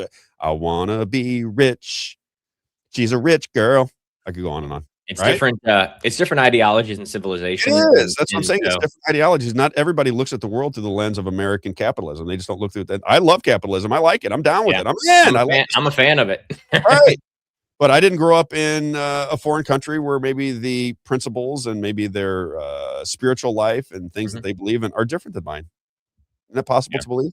Yeah, that's what. But I guess really woke up when I went to India. If they see it that way, we do have to bomb them, though, Isaiah. I know. I mean, if they don't see American capitalism, we must bomb them immediately. We need to save you from yourself. Exactly. If you're poor, we're going to come bomb you until you're rich again. That's the new American way. And in India, that was one of the things that really opened my eyes. Was people are extremely happy, they're friendly, generous, and you know it's definitely a hard country to be in because as soon as the doors open in the airport, it smells terrible. You know what I mean? But you get used to it. And there's better areas, you know, that you go to. You know, you're in Delhi, it's hot and it's hard, but you go up north, you go to the mountains, it's a little cooler, right? It's less busy, things like that. Do you feel free? Oh yeah. Yeah, there's military guys there. They didn't never talk to us, never asked me for my passport or anything. This is what's fascinating to me because I've traveled a lot. I was accosted by so many people because I'm white, though. Like, correct. Not in a bad way, just like they want a picture with me, they want money, you know. Right. They want you to buy a little pamphlet they got or some little trinket they got. Yeah. So I've been to China, Japan, Mexico, Europe, Canada. Have not been to the Middle East. It feels the same everywhere I go. Turkey was hard for me. What was Turkey like? I hear it's beautiful in Turkey. Yeah, I mean, just because me and another Jewish girl got like our bags dumped on the ground and things like that. So they Jewish? How they know you're Jewish? Yeah, because of a Star of David in my luggage. Isaiah, I know. I bought a little Star of David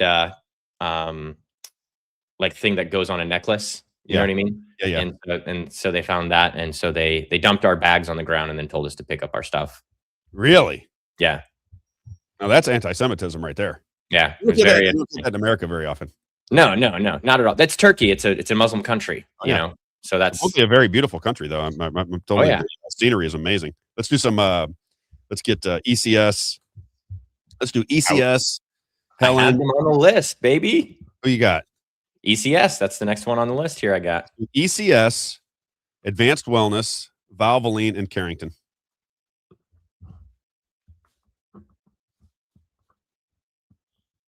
And the weather's gloomy. I would assume Larry Evans is rooting for some hail today, doing his hail dance. Those roofers love hail. There he is. ECS Roofing and Exteriors. This is our general contractor for the show. Roofing, siding, decks, gutters, garage doors, custom exterior metal, residential, commercial, new construction, storm damage, doesn't matter. Free licensed inspections. The big difference with him is he is a licensed independent insurance adjuster. So instead of those people knocking on your door telling you that they're going to get your roof placed because they're going to work with the insurance companies, they have no idea whether those insurance companies are going to work with you. Zero idea. He does. When he tells you that the insurance companies are going to work with you, it's because he knows what to look for. He knows whether the insurance companies are going to deal with you or not. ECS Roofing and Exteriors says, Rob, I'm a perfectionist. I like to get things done. He's been around for 30 years. 30 years. Don't you want somebody you can trust when they come out and do work on your home? Like I said, roofing, siding, decks, gutters, garage doors, custom exterior metal, doesn't matter. He'll take care of you. And this you just had someone in your life. Oh, your dad. This happened to your dad, didn't it? Yeah, my dad put somebody onto ECS Roofing just the other day. Somebody that needed a roof. Somebody knocked on his door, told him the insurance companies would fix it. They wouldn't, but he wants the roof replaced anyway. So he said, talk to my dad about it, and we got him to Larry Evans. ECS Roofing, he said, this is an email he sent me. Rob, just a thought. One other area in my business other than storms is retail and new construction. I love the retail and new construction side of the business. We run on low overhead so we can pass the savings to our clients. Our prices cannot be beat. Even with that, we offer a Class 3 shingle, ridge vent, and complete installation guarantee. 5-year workmanship warranty on top of the manufacturer's warranty. And he used to build homes, so he kind of knows every portion of your house, how to get things done. Larry Evans, ECS Roofing and Exteriors. If you need their services, always remember ECS Roofing and Exteriors. roll that up so people can see the number just a little bit, Isaiah. It's rolling up. It's scrolling on the bottom. 314-486-3567. 314-486-3567. ECS Roofing and Exteriors. Advanced Wellness. MED.com.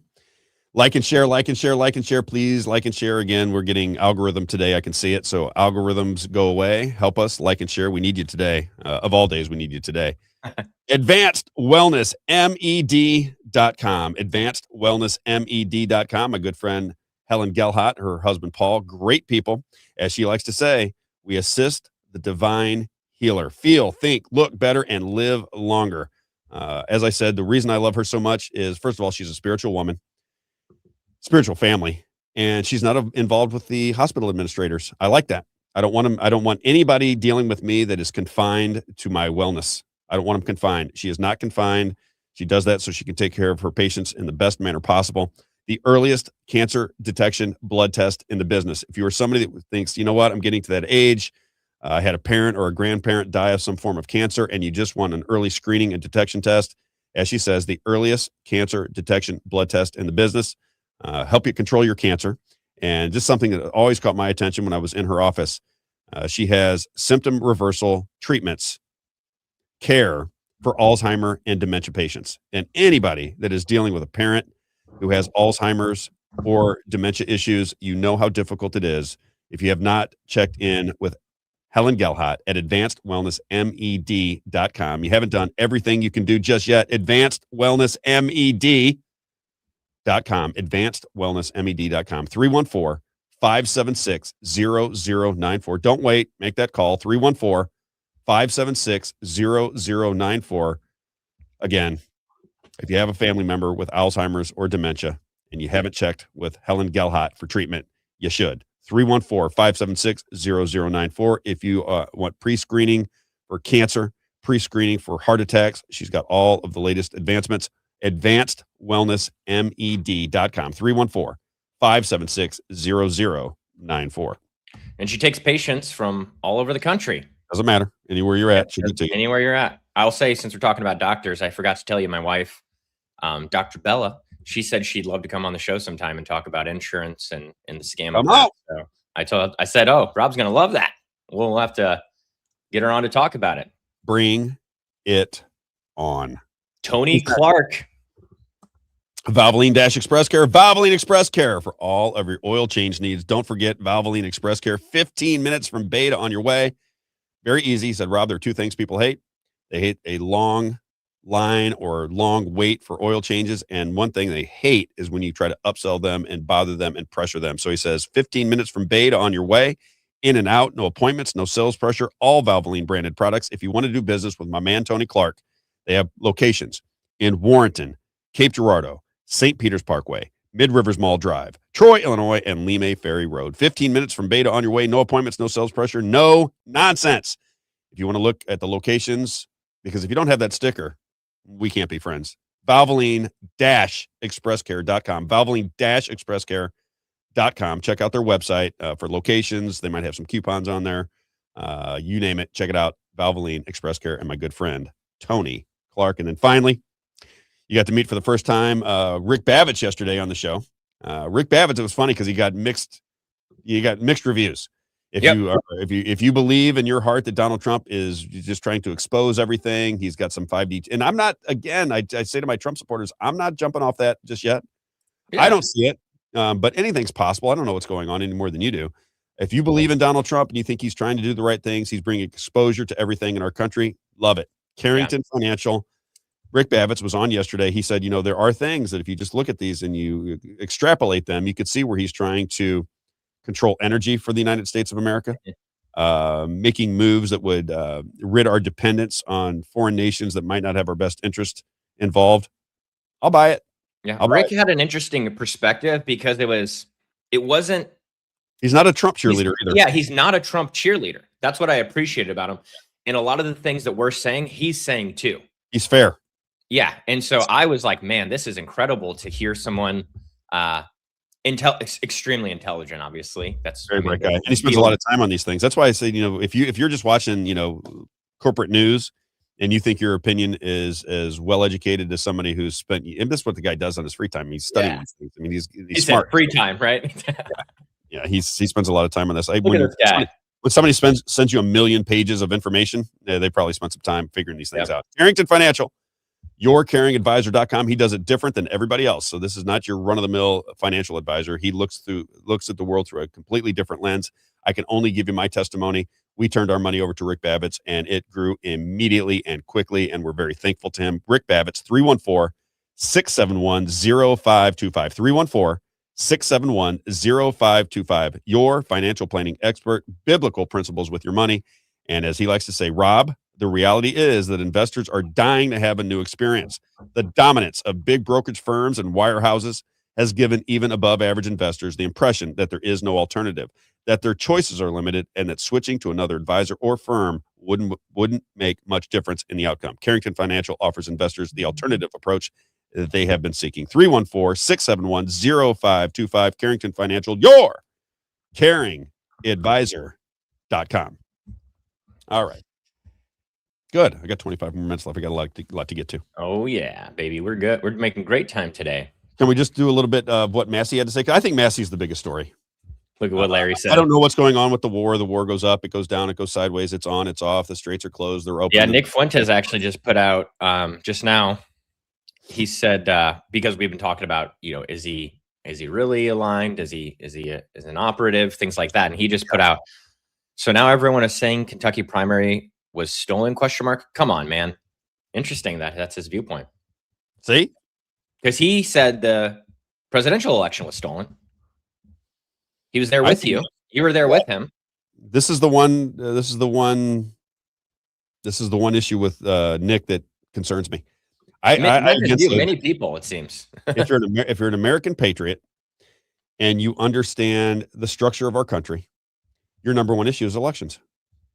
Everything changes with elections because the people that are governing you, if they're not good people, if they demand that you roll up your sleeve to put a vaccination in your arm, if they leave your borders wide open and then hold a trial in the House or run an impeachment trial in the House and then usurp it in the Senate, if they take over the media and they sell you pharmaceutical drugs and insurance, if they consolidate power continually, if they tell you that there are UFOs and aliens that are coming to hurt you when they're the ones that were sticking needles in your arm, then at some point you should look at that and say, how do we fix it?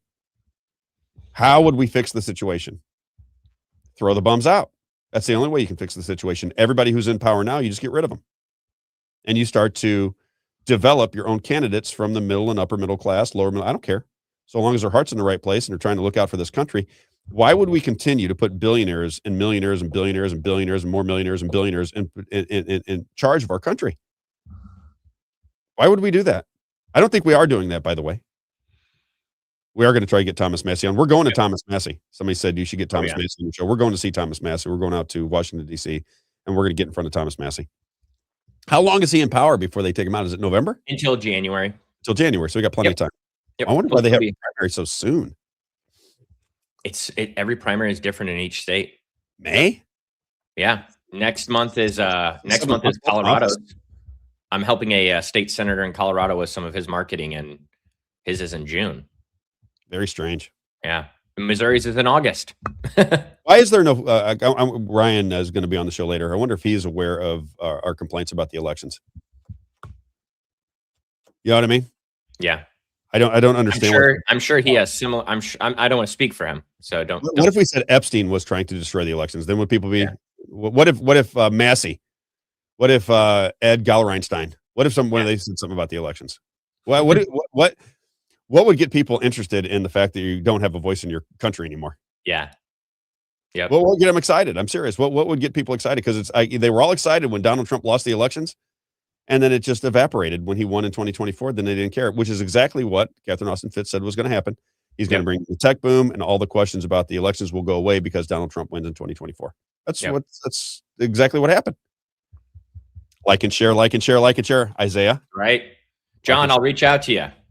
And John Grady. Yeah, John Grady's got a lot of good information. I like him a lot. The other thing I wanted to mention is got another nice donation for Isaiah yesterday. Isaiah gets paid based on donations. We give him a little bit of money for the babysitting. But if you want to donate to, and that's all your money, by the way. I'm not taking any of that money. So if you want to, and you got some nice donations in there yesterday. Praise if you the want Lord. to donate to Isaiah, you go to X. You'll see my link tree pinned to the very beginning of my page on X, at the Robb Carter on X, at the Robb Carter on X. And you just go to that link tree. It's called Ko-fi, K-O-F-I, right? Mm-hmm. Yeah, there's if you're on YouTube or Rumble, the pinned comment has the link right now. So there's a pinned comment, and you can click on the link right there, donate. It costs me $1,200 a month to be on this show. Right? People don't know what we went through. I don't want to talk about it anymore because it sounds like I don't want to. I hope people know that It does cost me money, but I'm just teasing. I'm not. I hope people understand the satirical nature of how we talk. Correct. Sarcasm, you either get it or you don't. But I will say this, because of the advertising that we had that stuck with us and the people that joined up, you got two more coming on in June. We got two more coming on. Thank you. We're finally able to do this. Yeah. Thank you, guys. And that's why I say I will be as loyal to these advertisers. I'll be so loyal to them, it'll make them sick. Because when this will happen, I'm somebody that will make things happen. You just got to know my history, okay? I should get a bunch of people that have been in my life when they tell me I can't do things, right? Yes. We're going to get this thing to where we want it to be, come hell or high water. And now we have the money because of the advertisers to move around. We get to go to DC now. You know, we get to go and MC these events down in Florida. We get to MC the events in Missouri. We get, if there's a big event going on somewhere in the world, Isaiah can just take off and go now. We have the funds to do this now. Mm-hmm. We're not going to be staying at unlimited funds. We're not going to be staying at 5-star hotels. We'll probably be sleeping in the back of a van. Yeah. But nonetheless, we can do it now. We couldn't do it. We're driving to DC, just so everyone knows. It's I mean, it's we are going to get in the middle of things, and we know how to do that. We know how to shake it up. We know how to ask the right questions. Again, when you see these politicians answering the questions that they should be asked, then you'll be able to make decisions on what's going on.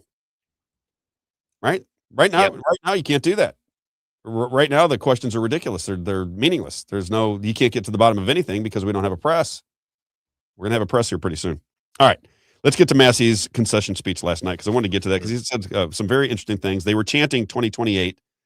So it appears that Thomas Massie is going to run for president in 2028. I believe that's what's going on. And that could be another Jedi mind trick from Donald Trump. Yep. Draw attention to his election. Mm-hmm. Because it's going to be another Republican vote, whether it's Thomas Massie or not, you're going to get another Republican vote. And then maybe Thomas Massie is the odds-on favorite to run for president in 2028. And maybe by that time they'll have the elections under control. I don't know. I'm just, I want to be hopeful. Can I be hopeful, Isaiah? Yes, I'm hopeful about it as well because some people are saying this in the community. It's like this loss is a win because of the opportunity that they have to position Massie in a larger political position for the kind of America First viewpoint. And so I heard Alex Jones. I was just checking out his show last night. He said the election was stolen. Believes the election was stolen. Mm-hmm. He said that he believes Massie will run for governor of Texas, or not Texas, of Kentucky. Kentucky. I think he's going to run for president. Oh yeah, I think he is going to run for president. And if the world is fair, he'll run as an independent, and he'll have a chance to win it. If he runs as, I think the two-party system is going to collapse. I think the Democrats and Republicans are sick and tired of the nonsense. I think people like me and people that are out on social media are beginning to explain it better and better and better. I think more people that were conditioned into a left versus right paradigm their entire life are now starting to recognize that their life doesn't change one bit of difference either way it goes. It doesn't make any difference. It just gets tougher and tougher and tougher. Then they give you a little bit of breathing room, right? You choke somebody for just a little bit, then you let off just so they can breathe for a minute, and then you start choking them harder, then you let up, and then you choke them a little bit harder. That's what happens here. Every time you get some good news, you're like, see, everything's going to be great. Everything's going to be good. It's with the election cycles too. Yes. They give you a little bit of good, 1 step forward, 3 steps back, 1 step forward, 3 steps back, another step forward, 3 steps back. If you've been watching for long enough, that's how the system works. It's just the way it is. Just is what it is. Deportations are a great example of that. Exactly. Well, everything's a great, it's all. Let's do Massie. As he said, God may have had a purpose with this loss, which I thought was an interesting way to put it. Clip number 10, Thomas Massie at his concession speech last night in Kentucky. Check it out. Robb, and I'm not going to make any announcements tonight. I'm going to go back, have me a medical margarita. I'll hang out and party with you all. You know I don't drink recreationally. I have medical margaritas. I even have a medical margarita card. But what happened today, what happened tonight was God's will. And we have to figure out what was the purpose of having the biggest fight ever. Biggest fight ever. Why did it converge on one of 435 congressional seats right here in Kentucky? What was God's purpose? What is he showing us tonight? We're just getting started. I like that.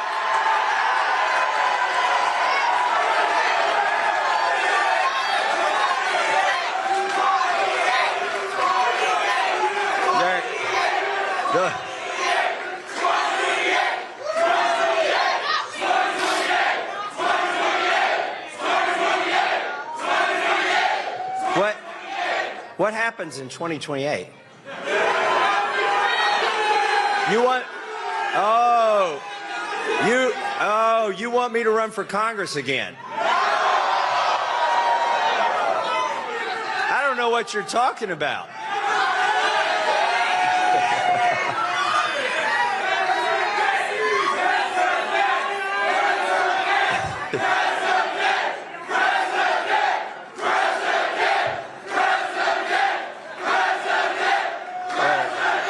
All right, well, you've made a compelling argument.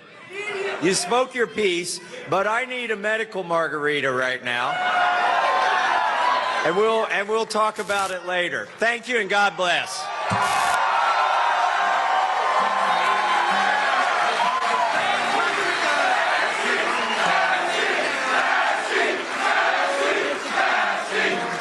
Look at walk, you imagine? Wow. That guy lost. Did you see Ed Galleron's victory party?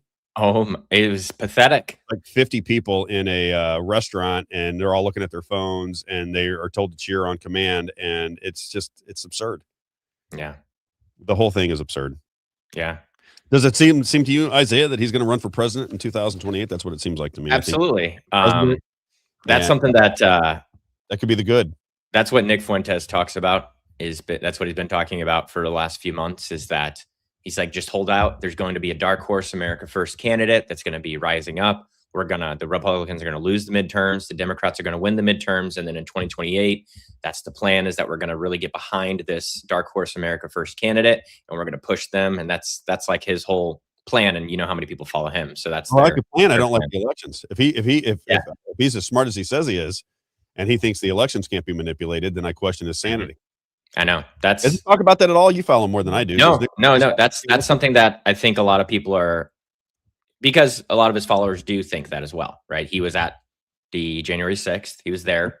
A lot of his followers were there. Some of his followers were charged, right? And he wasn't charged, but he told people to break down the barriers and disregard the police. And so there's a compelling argument against him. You know what I mean? But he has been right about a lot of things. And I think that's where people have a hard time. Mm-hmm. Clip number 7, Thomas Massie. Now listen to this for all of the people that love war. This is where the world is heading. This is where young people are heading. Young people do not want to be involved in wars anymore because they don't trust their government to take them to war. It's not much more complicated than that. I think the American spirit is that if you mess with us, bring it on. You know what I mean? Bring it on. Let's go. You want to fight? We'll give you one. That is the American spirit. We've always been that way. We like war, as George Carlin said. We like war because we're good at it. Right? But these kids nowadays, they have seen too much misdirection and deception from our own government. They don't want to fight wars anymore. They're tired of it. They're tired of being used as pawns in wealthy men's games. They've had enough.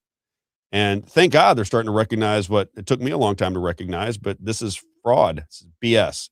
And here's the way they responded to Thomas Massie. Listen to him chant "No more wars" last night when Thomas Massie was giving his concession speech. Check it out. On Fox, they were saying, oh my goodness, we're ready for war. We're about to restart this war. We were supposed to restart this war today, but we can't restart this war today. The war can't start today. They said we got to wait a day. And then it occurred to me, where was the Secretary of War yesterday? He was here. Listen, Wait. No, look on the bright side. No more wars. No more wars. No more wars. No more wars. Guys, knock that off. You're going to make me feel good about losing. What I wanted to do was give you all credit. When they saw the influencers here, they panicked. They sent the Secretary of War here, and you stopped the war for a day.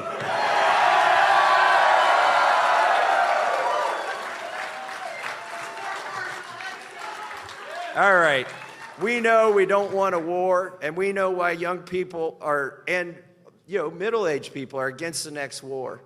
Because we'd be the ones fighting it. They're trying to bring back the draft. Screw that. We're not going to fight. We're not going to fight some other country's wars, are we? No.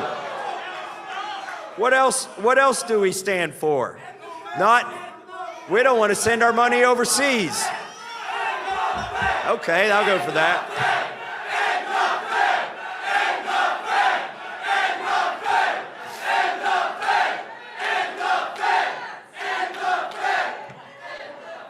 I've got a bill to do that. I've also got a bill to end the Department of Education. I thought it was over already. Rand Paul says he wants to pass a law that you need one day to read 10 pages of every bill. I asked Rand, what are you going to do about my bill that's one sentence long to end the Department of Education? That'd be like 5 minutes to read that bill. By the way, do you know how many pages the Epstein Files Transparency Act was? 2 pages. We're tired of meddling overseas. We can't afford it. Our empire will collapse if we keep sending our money to other countries. I never picked a fight with the country that's tried to take me out here because I've never voted for foreign aid to any country. We got to take care of America first. America first. America first. America first. America first. America first.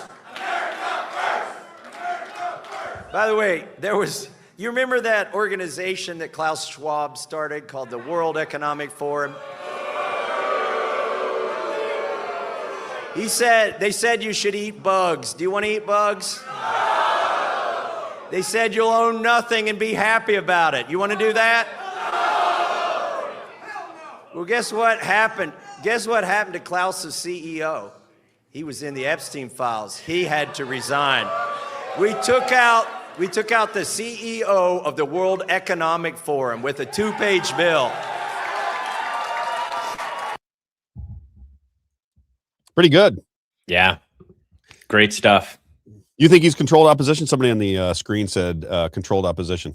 Well, that's what I was saying earlier, is that just because of, we talk about Dr. Shiva all the time, and he talks about, and I tend to agree with him and leaning on the agreement with him about Tucker Carlson being a, CIA.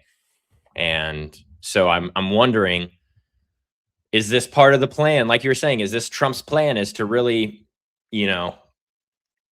make it look like he's focusing there, bringing Thomas Massie into the fold for the presidential election somehow? I even thought, could he be a VP candidate for someone? You know what I mean? Not necessarily a presidential candidate. Could he be a VP candidate? I don't know. There's just so many things that it's just, it's interesting because he's clearly teasing about the presidential election there. It sounds like he wants to be president. It sounds like the people in the crowd want him to be president. And I just don't know what the when they say he said we're just getting started. He said, I like that. What? Yeah, it tells you that something's going on. Yeah, right? And that's what it's like. Are these all working together? Dr. Shiva, I'm sure, would probably say something to that nature. And he make a note for me to get a hold of him. What'd you say? I gotta get him back. Oh yeah, absolutely. I saw he's starting to do live streams again. I've seen him live stream on the radio. I want to have him on the show. He is an absolute. He might be the best interview that's out there, and nobody wants to talk to him. That's another thing, Isaiah.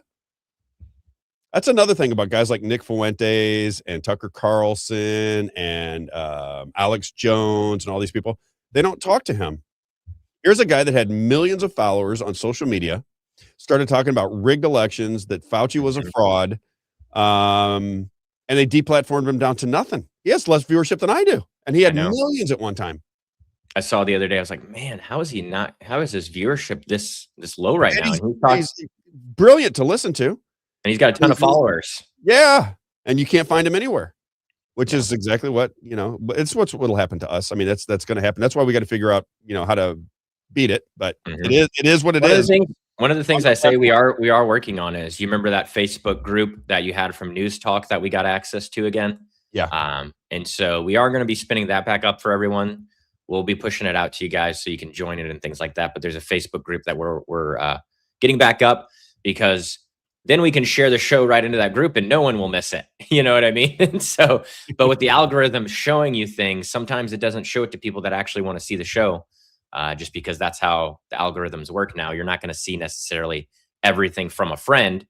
They show you based off interest now, not based off of who you're friends with. And so, that's the way we'll be able to. Yeah, that's the way we'll be able to kind of get over it. That's what a lot of these people do. They build, these communities outside, and then they blast their posts to their community so that they can get the algorithm to work in their favor, because they know they're being suppressed. And so, something that we're going to have to do to work hard. What about TV? Nah, people are talking Roku and this kind of thing. Yeah. I mean, well, with it's expensive to do. No, with your own app, that's different. But going on a network is like Roku. Somebody said Roku. Yeah. I had a guy that was trying to manage me one time. He wanted to manage me, wanted to pay for me to he had heard me on radio, thought I was. The thing is that there's Rumble and YouTube TV apps, and so you can just download the TV apps and watch it on TV. Gotcha. So you say it's easier that way anyway. Yeah, that's what my wife's doing right now. She's on her TV on Rumble on the TV app watching it, and then she gets on her phone on YouTube when she wants to make a comment. That's how she rolls. Yep. Can we get one more in before we bring in our guests? Jay Brown, thank you. Spotify too. We just upload the Spotify's after the show. It's just not live. That's all. I had a big Spotify following at one time. I don't know if you know that, back in the original podcast, and that was with no help at all. I know. I had a big Spotify operation going on. Sam Parker, clip number 11. I want to walk through this with you, Isaiah, before we bring in our guest. And I want to get your opinion on it, because this breaks down the elections. Now, I am somebody who is, preconditioned to believe that the elections are being stolen. I do not believe that the people we watch on our television screens are getting the most votes. It seems implausible to me that Nancy Pelosi and Mitch McConnell and Lindsey Graham and, if I go to almost every Democrat, I don't believe they're getting the most votes. I think that they are very comfortable. I don't know if they're able to buy them. I don't know if they're able to rig them. I don't know what they're able to do. Stop it. It's funny. She's listening though. I like that. Yeah. Bring up that Sam Parker. Just bring up the whole thing. Got it right here. Yeah. So he said, did Massie get 2020'd? Massie increased his turnout by 19% over 2024. Gal Reinstein increased the opposition turnout by 357%. Today's turnout doubled 2024's and the highest overall vote total in Kentucky history. So the opposition to Massie, 357% increase from the last 2 years ago. And then look at those numbers. Can you read those off real fast? Yep, absolutely. So Kentucky 4th District Republican primary, we got Massie votes. 2024, 39,929. In 2026, he got 47,539. And opponent votes, 2024, 12,664. 2026, 57,822. That's a 357% increase. Opponents went from 12,000. So Massie, as we talked about yesterday, if you didn't get to hear the show yesterday, so break this down for you. Massie hasn't changed one iota. Nothing. He was being praised by conservatives. He was being praised by the Republican Party. He was on Fox News every other day.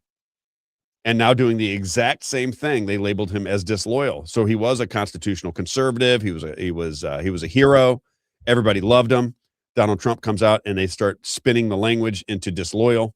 Now they call him disloyal. And according to these numbers right here, his opponents in 2024 received 12,000 plus votes. And in 2 years later, less than 2 years later, what's the number there? 57,000? Yep, 57,822. So 57,000. That makes sense to people. A 357% increase from his opponents and 100% increase in total votes cast. Ryan Mata was out and he said that the Massie campaign said if the podcasters come into Kentucky, you got a lot of we talked about going out to Kentucky. Oh yeah, right, for this event. He said the podcasters were told that if they could get 3 percentage points more, 3% more voters for Massie than in 2024, they'd win the election. He got 19% more and lost bigly. So the math, according to Massie and his campaign, was that if we bring out 3% more voters, then we'll win the election. He brings out 19% more voters for Thomas Massie and loses big time to Ed Galreinstein. Yeah. There was 2 counties. There's 2 big counties, and Ed won both of them. It's Covington, I think. You steal them in the big counties. That's where you steal them. Yeah. And I was like, man, what do you know? These big counties with 12,000 votes, he's getting them, you know? Very, very interesting. I know it's where we got 2 minutes.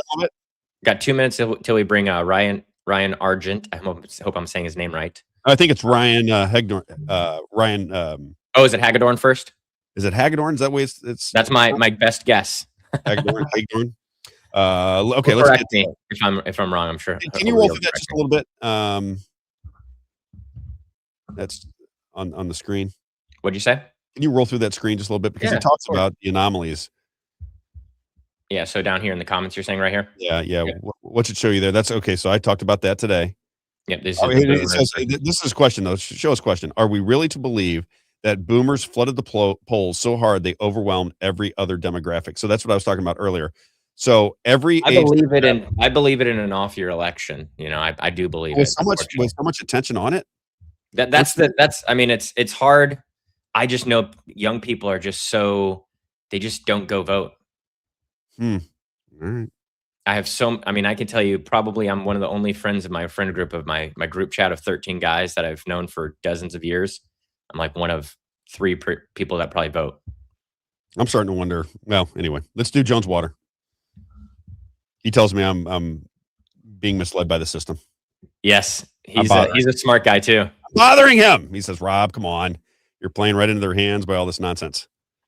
You might be right. Hell, I don't know. What do I know? JonesWater.com. Doing our best. What's that? We're just doing our best. That's all we're trying to do, Everett. I agree with Everett, but got to play the game, I guess. JonesWater.com, 636-899-1040, 636-899-1040. For all of your air and water filtration needs, there he is on the screen, my man, Everett Jones. Do not be drinking that funky water out of your faucet. Stop it! Clean, fresh water, clean, fresh air. If you want to have a happy, healthy home, you have to have clean air and clean water, and my man, Everett Jones, will bring you that service. You'll be the filter, or you'll buy the filter. JonesWater.com, 636-899-1040, 636-899-1040. If you want to do business in Missouri with Everett Jones, JonesWater.com. They do business in St. Charles County, Lincoln, Franklin, Warrenton, St. Louis, and Jefferson. And if you want to go to the east side, if you live on the east side, Madison, Monroe, Jersey, and St. Clair. JonesWater.com. There's the air filtration system that's in my home. What's in my father's home, I should say. And Dr. Helen Gelhart's office. You can feel the difference. I'm telling you, when you go to bed at night, it's just like you have your windows open. You get that clean, fresh air. It doesn't feel like that stale, funky air that we usually breathe in our homes. Clean, fresh, crisp air. If you have sinus problems, if you have skin problems, if you have asthma problems, you've got to have the air filtration system. There it is, Healthway Deluxe Air Purification System. And if you are drinking funky water, well, you know the story there. You got to have water filtration at the very least. JonesWater.com, 636-899-1040, 636-899-1040, JonesWater.com, JonesWater.com. Last time for the people in back, JonesWater.com. And then last but not least, when it's lunchtime, it is time for Moe's Pizza. That's right, baby. Great eats, fine treats, a landmark in Washington, Missouri at the corner of Grand and 5th Street. As he likes to say, Rob, God owns the place. I just work here. Any kind of get-together, whether it be birthday parties, anniversaries, political meetings, or Bible studies, they have space for you, banquet space available, and they will take care of you like family. They'll treat you like family. Family environment, great people. Moe's Pizza, delicious salad and pizza bar, which I just mow down I gain 5 pounds every time I go to that pizza and salad bar. Shouldn't be doing it, but I do. And they have the delicious sandwiches, chicken wings, great ice cream. Moe's Pizza. Look for the Rob Carter special, bacon and mushroom. If you haven't had a bacon and mushroom pizza, I don't know what you're missing. It is good.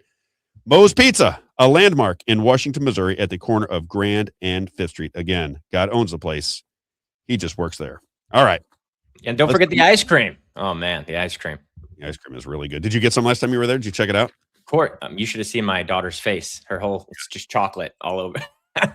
Yeah, I will drive for ice cream. Like, I used to be the guy I like Baskin Robbins back in the day, and I would drive to get Baskin Robbins. Really? If I was in the area, yeah, I would just stop by and get a couple of scoops of ice cream because I just love ice cream. I know we got to bring Ryan in, but have you ever been to Southern Missouri? He might actually know, and I'd be curious if Ryan has ever been to Brahms. It's Braums. Man, Brahms. I see them, both Ryans in there shaking their heads. It's a day of Ryans. Yes, Rob, if you have not been to Brahms, it is the best ice cream and milk the that Brahms I've ever candies had. back when I was a kid. BRAHM.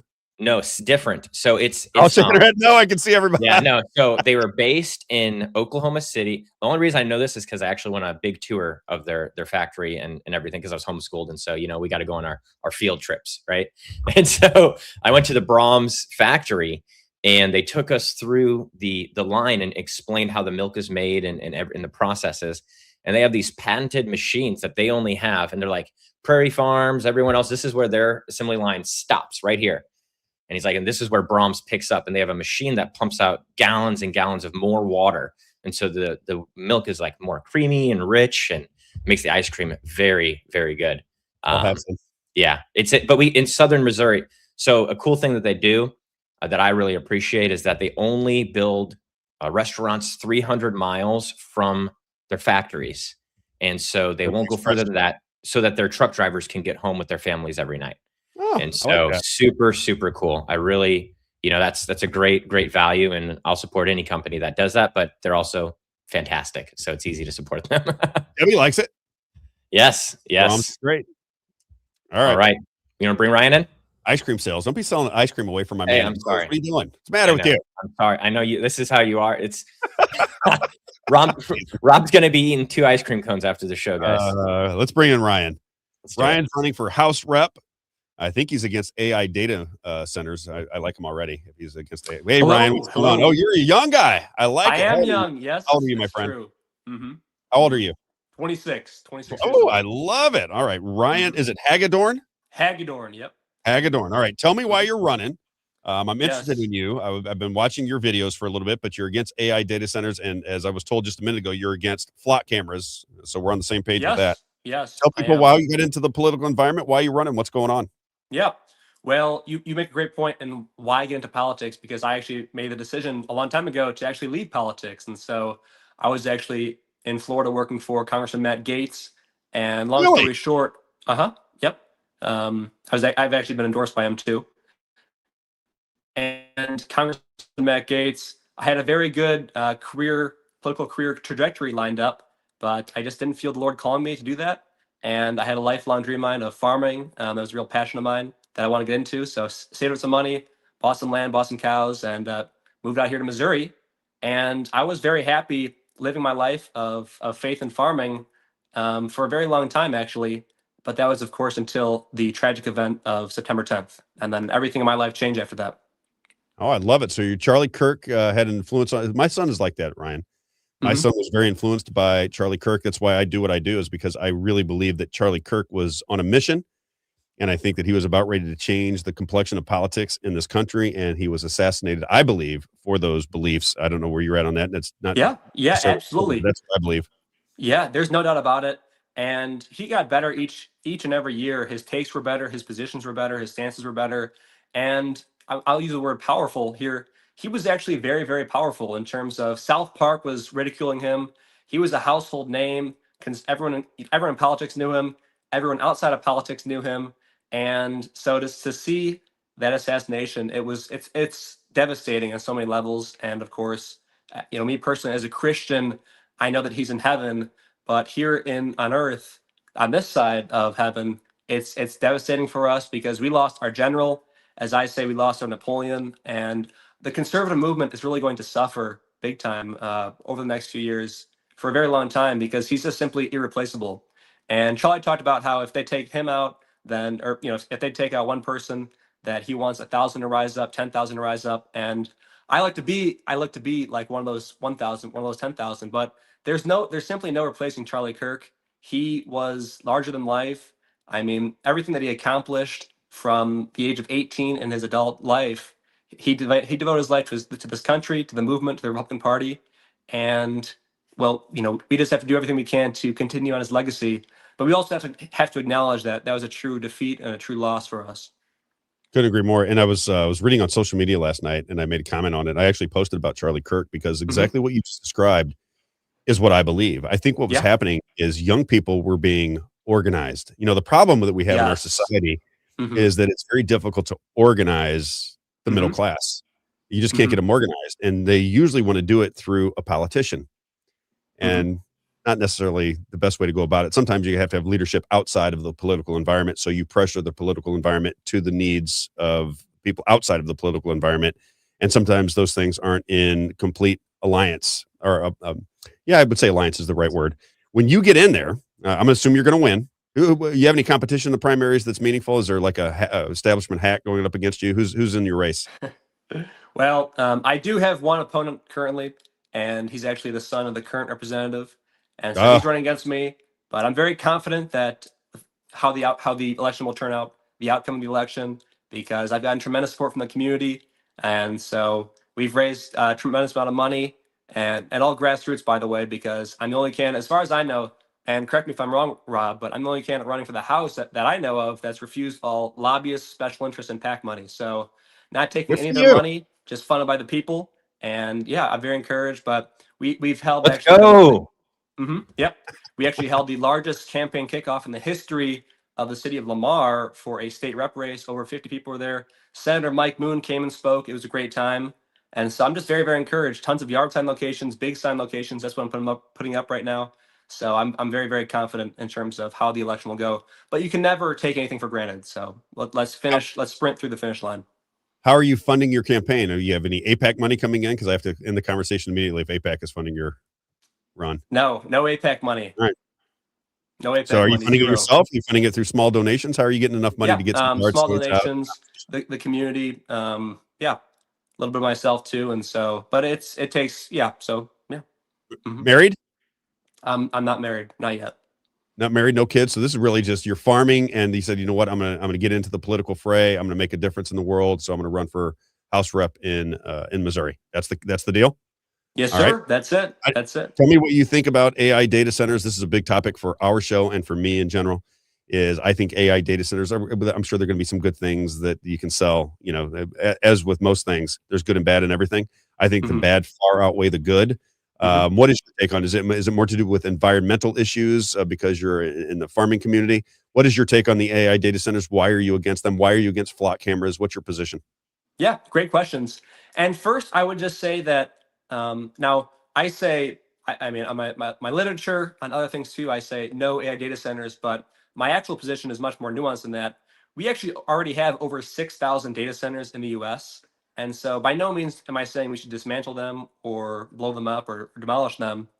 But I'm saying that we actually have enough. And we actually have over 10 times our closest competitor. We have more than 10 times the amount of data centers that China does. So if anyone is fear mongering regarding China competing with us, I would label that as misinformation, as fear mongering, because we really don't have to worry about China competing with us in terms of the AI data center race, if you will. Though I don't like that framework because it plays into the developer framework. But so, my actual stance is we have enough data centers as it is. Let's focus our finite and precious resources on benefiting, everyday average Missourians and average Americans. And so, but in terms of what does this mean in 2026? I'm actually calling for a moratorium on data center construction, on future data center construction. So I've created an AI data center moratorium pledge for candidates to sign. And these are every representative candidate for the House, and then also every Senate candidate. And I'm trying to get as many signatures as I can from these candidates. And so that when we all get elected, Lord willing, then I can go to them and say, hey, you signed this pledge, which asks for an AI data center moratorium, and now it's time to hold your word to it. And so I think if we do this, I'm looking at 20, 30 signatures. We've gotten a few already.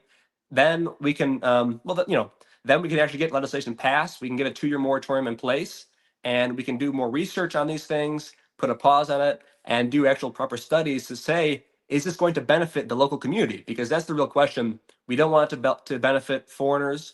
We don't want it to benefit billionaires who don't even live in the U.S., right? Like the Canadian gentleman who's building one in Utah. We also heard the story on the House floor of the Russian billionaire who lived in Right. Israel who wanted to build a Missouri data center. So we want to do things which benefit us. And who is us? Us is Missourians and it's Americans. And so that's what I'm all about. Let's put Jesus first, let's put Missouri first, and let's put America first. And you know what? On top of that is something that I'd like to see is what are our Fourth Amendment protections when these things? Because I think they're going to roll these out whether we like it or not in many areas, right? They're going to steamroll these things. A lot of money and a lot of power invested in these AI data centers, these 1 gig AI data center development projects. What is our especially in the state of Missouri? Is there anybody that's putting forth what are our protections? Because if you're going to store data with every move that I make, if you're going to watch me on flock cameras, this is the argument we talked about earlier, Brian. I don't know if you got to hear it. We're with Ryan Hagedorn. He's running for state rep. The idea that a government can store data through flock cameras, through your telephone, through your computer, through your television sets, through every move that you make may not seem like a big deal to people who follow the law. I assume you're a law-abiding citizen, right? You're not out doing anything nefarious, and you don't really care if people are watching you because you're not doing anything. I would just like to remind people the reason China is not the model that we prefer in America is if we don't like our government, we want to be able to remove them. And the problem is when you are under 24-hour surveillance, the people that want to squash your individual liberties, well, they can. They can create crimes. They can manipulate information. They can paint you out to be anything that they want to be. And that is why we have Fourth Amendment protections, is so that the government can't be so intrusive that they are watching every move that we make, because Big Brother has a big advantage over you if you get into the political arena and you want to overthrow or outvote the opposition. That is the reason. It's political. It's not necessarily that the streets wouldn't be safer, that society wouldn't be more compliant with laws. All those things are probably true. The reason you don't want all of that surveillance and storage of surveillance is because you can't overthrow your government anymore. It's over. Once a tyrannical government gets in power, you have no resource to remove them. That's the problem with it. And I see nobody in the Republican Party and or the Democrat Party talking about, okay, if these AI data centers are developed and they're able to store this information, what protections does the citizen have against constant surveillance? Yeah. What's your answer to that? I apologize for the long lead up, but I want to make sure you understood my point. Yeah. What's your take on it? Yeah, I mean, there's so many different ways that we can tackle that issue. And first, I just want to say, right now we have a Republican administration. Right now we have Donald Trump as president, and so people, conservatives, we like what's going on right now to a certain degree. However, we shouldn't be so naive to think that a Republican will always be in the White House. A Republican administration will always be our presidential administration, right? What if Gavin Newsom gets elected in 28? Do we really want to have him in charge of all of our data? And so, and that's what can happen with these flock cameras. And so, in a perfect world, I think that we'd all say that, we would trust the FBI, we would trust the intel agencies to do the right thing. But I think they've proven themselves to be untrustworthy, and that we should hold them with great suspicion. And so, for these reasons, that's why I'm not in favor of them having more of our data. However, the important thing on flock cameras, though, is it's not about what we want. We have to follow what the Constitution says. And so now, if a judge grants a warrant, then that is totally legal then for law enforcement, for the FBI to investigate that person and to surveil him. However, if someone hasn't done anything wrong, then they have no recourse legally, because of the Bill of Rights, because of the Fourth Amendment, to actually surveil us, and some people use the word spy on us, to spy on us. And so there's an old saying, and I'm sure you've heard it before, but show me the person, I'll show you the crime. We don't want to live in a state like that, where every little thing is surveilled, and we have no recourse to fight for our freedoms, and they'll always be able to say, oh, you did such and such on this date, you did such and such on that date, and this artificial intelligence revealed this to us, and for these reasons, you're going to jail, or we're going to limit your social credit score, these types of things. We don't want to live in a communist China type situation. And we, as conservatives, we have to brace for the future when a Republican president isn't president anymore. And so in that case scenario, and see, take Joe Biden, for example. If Joe Biden were president, I don't think any conservatives would say that we want flock cameras or we want these things. It's just that, we have some ease right now, some comfort with the fact that Donald Trump's president. But in 2028, there's going to be a new president, and we don't know which way the election will go. And we are without our leader, Charlie Kirk, because as President Trump said, he would not have won that election without Charlie Kirk. we're going into 28 without Charlie Kirk now, and his organization, which you mentioned, which is so important, and all of his grassroots abilities to motivate and mobilize the vote. So I'm very concerned about 28, and we don't want to have a Democratic administration in control of all of our precious data. I think your assessment is right on the money. I was going to ask you a couple more questions. What about Yeah. the upcoming tax bill? So the power players in the Republican Party are selling this income tax elimination bill, which kind of transfers the tax collection into usage and sales tax. Have you read through that bill? Do you have an opinion on it? And I'll just be honest with you, Ryan, I don't necessarily have an opinion on it. People surrounding me think this is a really bad bill, that they're going to suspend the Hancock Amendment, which means, we can now play around with taxes. And they don't think that they need this legislation. If they wanted to get rid of income taxes, they could do it. So, there's a skepticism that something's going on here to where they're going to end up shafting taxpayers. I don't know that to be true. I really don't. I just don't understand it well enough. When I read through that bill, I'm like, I'm not smart enough to understand what's going on here. What is your overall take on it? Because I'm sure that the Republican Party is going to want your take on how you see this tax bill, because it's a big deal. Yeah. Well, first, I would just say it's not about, the way I go about my votes and my decision and my policies. It's not about what the Republican Party tells me to do. I have my principles and my moral compass, the Constitution and Scripture to go off of, but most importantly, the Constitution. That's first and foremost in terms of legislating. And so it's through that lens which I decide what is good, what is constitutional, and what is good for the people, and what is bad. And so in that context, I can independently and freely evaluate each individual bill and decision. So it's not about voting along party lines. It's about voting for the good bills and the constitutional bills. And if they're not that, then we have to say no to them. And so so that's what I have to say about that. But let's talk about the tax bill for a second here. And I've read through it. It's not that long. I encourage everybody to read through it. And here's my opinion on income tax. I'm all for lowering taxes, and I'm all for a reduction of the income tax if it's done the right way. What we have to do is I'm from Florida, and so Florida has no income tax. And yeah, that's very relevant, very important. And we can do the same thing here if we do it the right way. However, I will say this: what's going on right now is not a reduction of the income tax coupled with a reduction in spending, because we've actually doubled the budget since COVID. What's actually going on here is an elimination of the income tax while we are also raising taxes on services. And so this is very concerning. And it would be one thing if there was actually a timetable for the elimination of the income tax, and they said by 2030, by 2035, even that we have guarantees that the income tax will be eliminated by that date. However, it's an indefinite timetable. We don't exactly know when that's going to happen, when that's going to occur. However, the raise on services, that's going to occur immediately or very, very soon. And so we could very easily be in a situation where the income tax is yet to be removed while the taxes on services is in place now, is in effect. And what does that mean then? That means that taxes have gone up. Now, that's not conservative, that's not Republican, that's not constitutional. We don't want that. And so that's what's very concerning. But most importantly, that's what a lot of people in my district have been sharing with me, their concerns about it, my constituents. And so for these reasons and many, many others, I would say that I have legitimate concerns about it, and I'm skeptical of the bill. I got another one for you. Yes. A3. So a lot of the abortion proponents are out pushing A3. I've been watching this for quite some time. My show does not really get into abortion and abortion rights. It's just not, I think that's a really personal thing, and I think people have different opinions on it. I personally am against abortion. I'm just against it. I've had 5 kids that I've raised. I don't like abortion. I don't like it. I think it's bad for society just in general. Not free people have a right to disagree with me.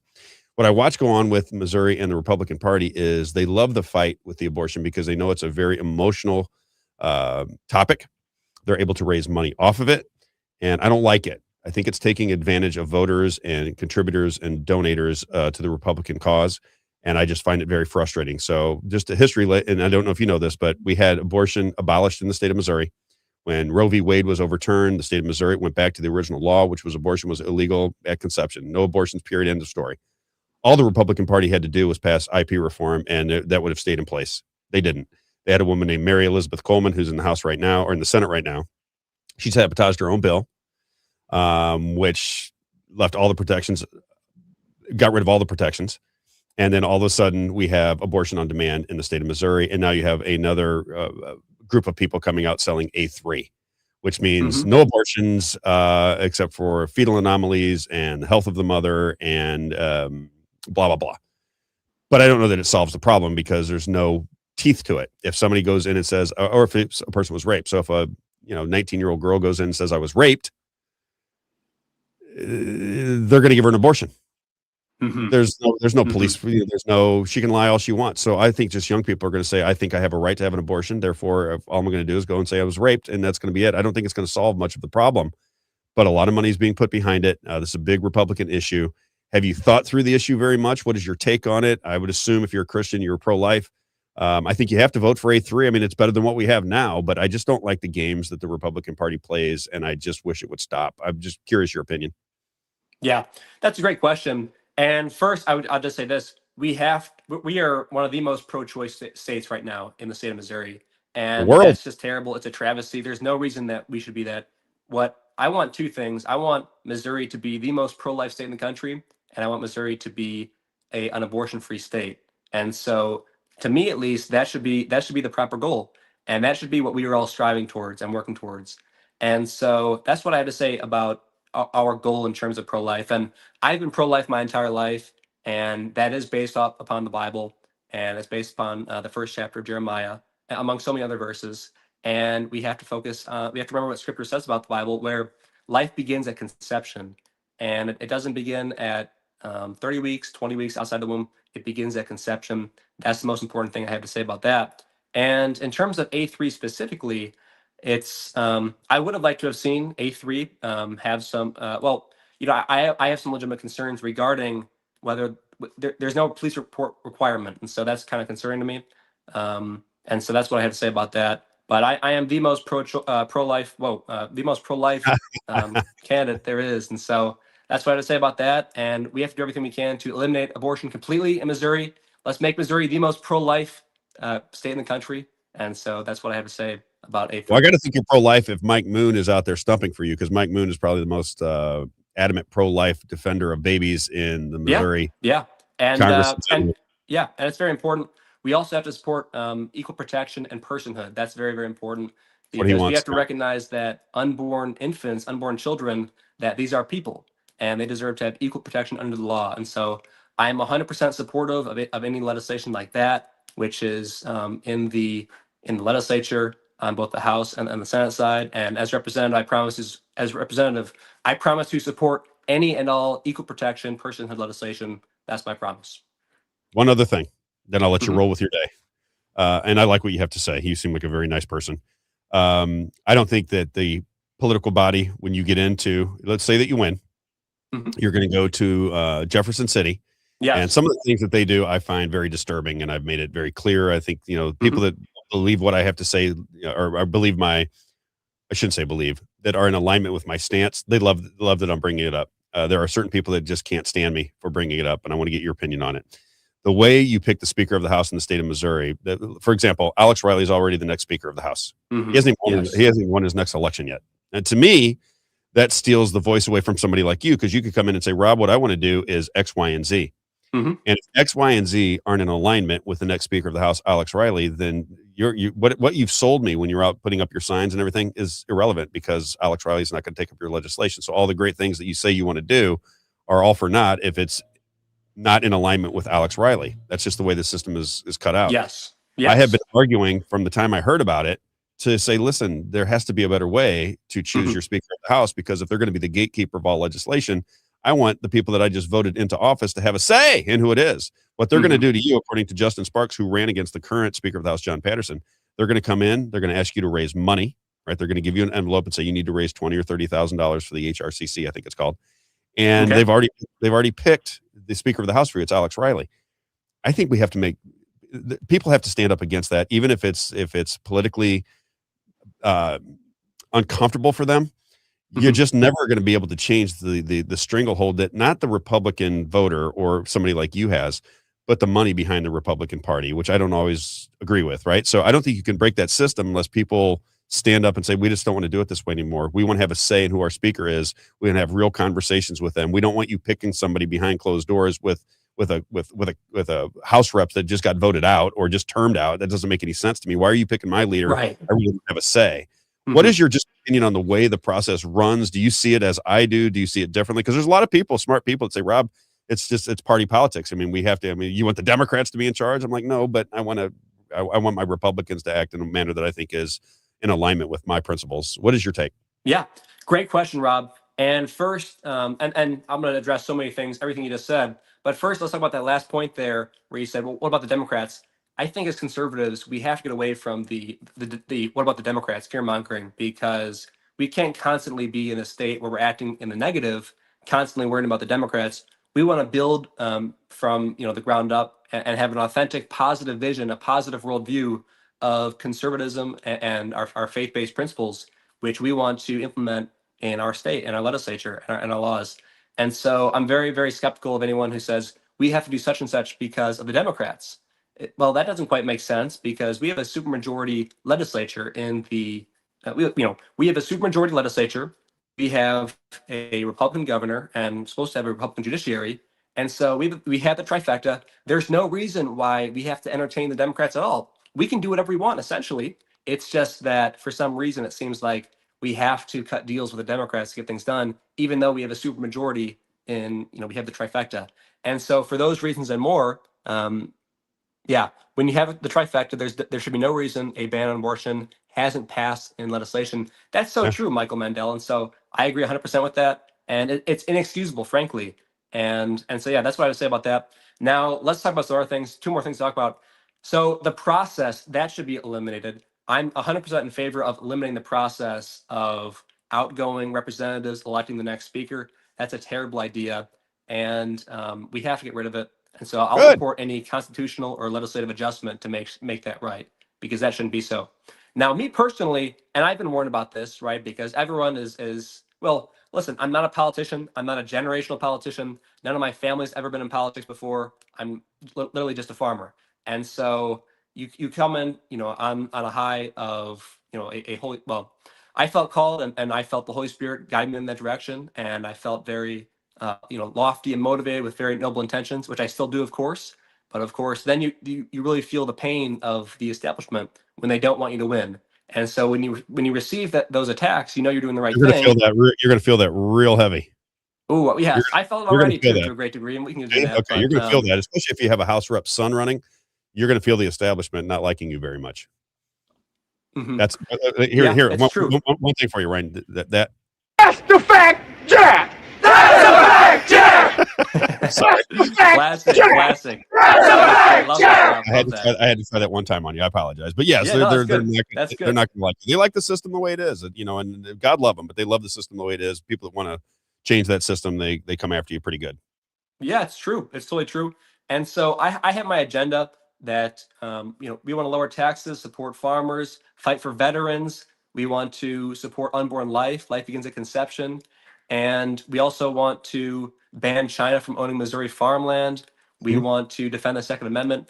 We want to do all these things. I want to implement an AI data center moratorium. I want to implement a utility rate hike freeze for older folks, because as I've been crunching these numbers, Rob, we can get into this also, but a lot of these retirees, they're paying now because of SB4 last year. They're now paying for CWIP, construction work in progress, and the electrical grid enhancement. Essentially, the taxpayers and the ratepayers are paying for it now. You're paying for the data centers construction, the utilities companies construction, to be able to handle and make billions off of the data centers. Look at Ameren's contract.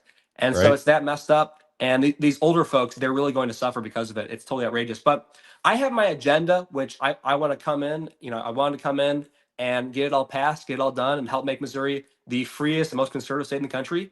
But I've also been told, and I'm not naive, and so I understand what's going to happen is that I'm going to be boxed out, and they're not going to want me to get my agenda passed, because many of them have they've made promises which they have to keep. They've taken money from people which they shouldn't take money from. And that's one of the big things that I'm talking about, is that when you take their money, it comes with strings attached. They like to say, oh, no, you can take money from anybody. There's no strings attached at all. It has no relevance on it. It's free money, essentially. But that's not true. We shouldn't be so naive. When you take money from a corporation or lobbyist, they expect you to do something because they gave you that money. And so that's the problem we have. It's money in politics. That's the biggest issue we've got. But I look to other representatives. I look to a representative like Bryant Wolfen, who I love, and Yep. he's a very effective legislator. And that's what I want to do is I want to expose the corruption in Jeff City because we have to clean up Jefferson City. And I want to the bad bills. I want to be the most vociferous, outspoken opponent against them. And the good bills, I want to be their strongest champion. So I'm not going to bend the knee to bail. I'm not going to sell out. I'm not going to, join the swamp. I'm going to be myself, do what I want, and that's fighting for the people and it's fighting for the Constitution. Love it. All right. Where are you from in Florida? Where'd you grow up? Well, I was born in Illinois, went to school in Florida and Alabama, and now I've planted roots here in Missouri. So When you were living in Florida, where were you? Pardon me? When you were living in Florida, where were you? Panhandle. That's where I was working for Matt Gaetz. Yeah, up in the 1st District of Florida. So, what was your take on Matt Gaetz? I like Matt Gaetz. So do you like Matt Gaetz? Was he good to you? Did you have belief in him? Yeah, Matt Gaetz was excellent to me, and I've had nothing but good things to say about him. And he's doing great work over on OAN, One America News Network. Yeah. And very grateful to receive his endorsement. And he was a great boss to have. And so that's what I would say about Congressman Matt Gaetz. I also worked for Governor DeSantis as a canvasser in his reelection campaign. That was a great experience too. Wait, is he popular in Florida or what? I mean, he's a great governor. He is really popular in Florida. Good Lord. Mm-hmm. He has, but that just it goes to show what a great governor and Republican leadership can do for a state where Florida is now the most attractive. It's one of the most attractive states in the country to move to. And it's not just because of the beaches, because California has beaches too. But why is every Californian moving from California to Florida? And so, Missouri's a great state already. Let's keep it great. Let's make it even greater. And let's take a page from what Florida's done, and let's try to emulate that. But what's it going to take to make that happen? We have to have bold and strong conservative leadership who aren't rhinos, who aren't moderates, who are going to stand up for freedom and the Constitution and liberty. And that's what I want to be. How do people find Ryan Hagedorn if they want to donate to you, if they want to help you on your campaign? Listen, Ryan, we'll be putting a lot of people together before the primaries, so you'll see people like yourself, people that we believe are trying to do the right thing. As I say, this is just my take, and you don't have to agree with my take, Ryan. Yeah. Trust me. People don't have to fall in line with my beliefs. I want to see this system. I want it challenged. I want challenge to go on. I want Republicans to go in there and just challenge things. They don't have to be disruptors and make a-holes out of themselves. I'm not saying that, but challenge the status quo, challenge the system that we have. That's all I'm asking for. And you're going to we'll put a lot of people before you. There's probably 10 or 12 or 15 people that are going to be in contact with me that I'll have on the show that are they're like-minded. And we want to pull all those people together. We want those people working together. We want them raising money together. We want to have conversations together. Maybe they can form their own coalition if they get elected, that kind of thing. So how do people find you? And we'll keep you in that fold. We're going to bring all those people together. I'll probably have some form of get together with People's Lobby Missouri and bring all of those people in for a fundraising, a meet and greet, that kind of thing, probably in July or probably July is what I'm thinking. How do people find you? Yeah, hagedornformo.com. Would love any and all donations I can get. $20, $30, that's amazing. We're putting up so many signs in the district that these signs cost money, and so if you can help me, I'll be very happy to pound the T-post for them. But if you can help me buy these signs, that'd be amazing. And also make sure you donate to Rob Carter's show. You do great work, Rob. I love it. I love you. And I had so many people tell me, "Oh, Ryan, get on Rob Carter's show. Get on Rob Carter's show." And I thought, well, he's pretty big time, and so, but to be on this show, I'm honored. And then also Facebook. Please follow me on Facebook. I post videos every single day. Would love for you to follow me there. And and then last thing, if I can ask from you, Rob, is I would love for you to help, and then also everybody in the audience, go to your local candidates, your local representative candidates and Senate candidates, and ask them if they're going to be willing to sign my pledge for an AI data center moratorium. And let's get a bunch of signatures on it. And then the second that's done, let's put it actually on. Let's pass it. Let's make it happen. And that's what I would say about that. I like that idea. We'll help you with that. I will help you with that because it's something that I get a lot of pushback on it, but I like that. Ryan Hagedorn, there he is, my friends. I really appreciate you coming on the show, man. I wish you the best of luck. You seem like a great person. We'll help you in every way we can.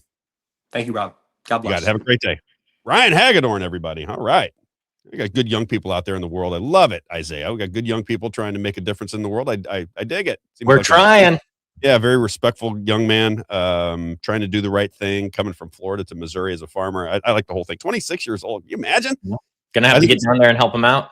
Did I say not too long ago, Isaiah? It is the young people that are going to save this thing.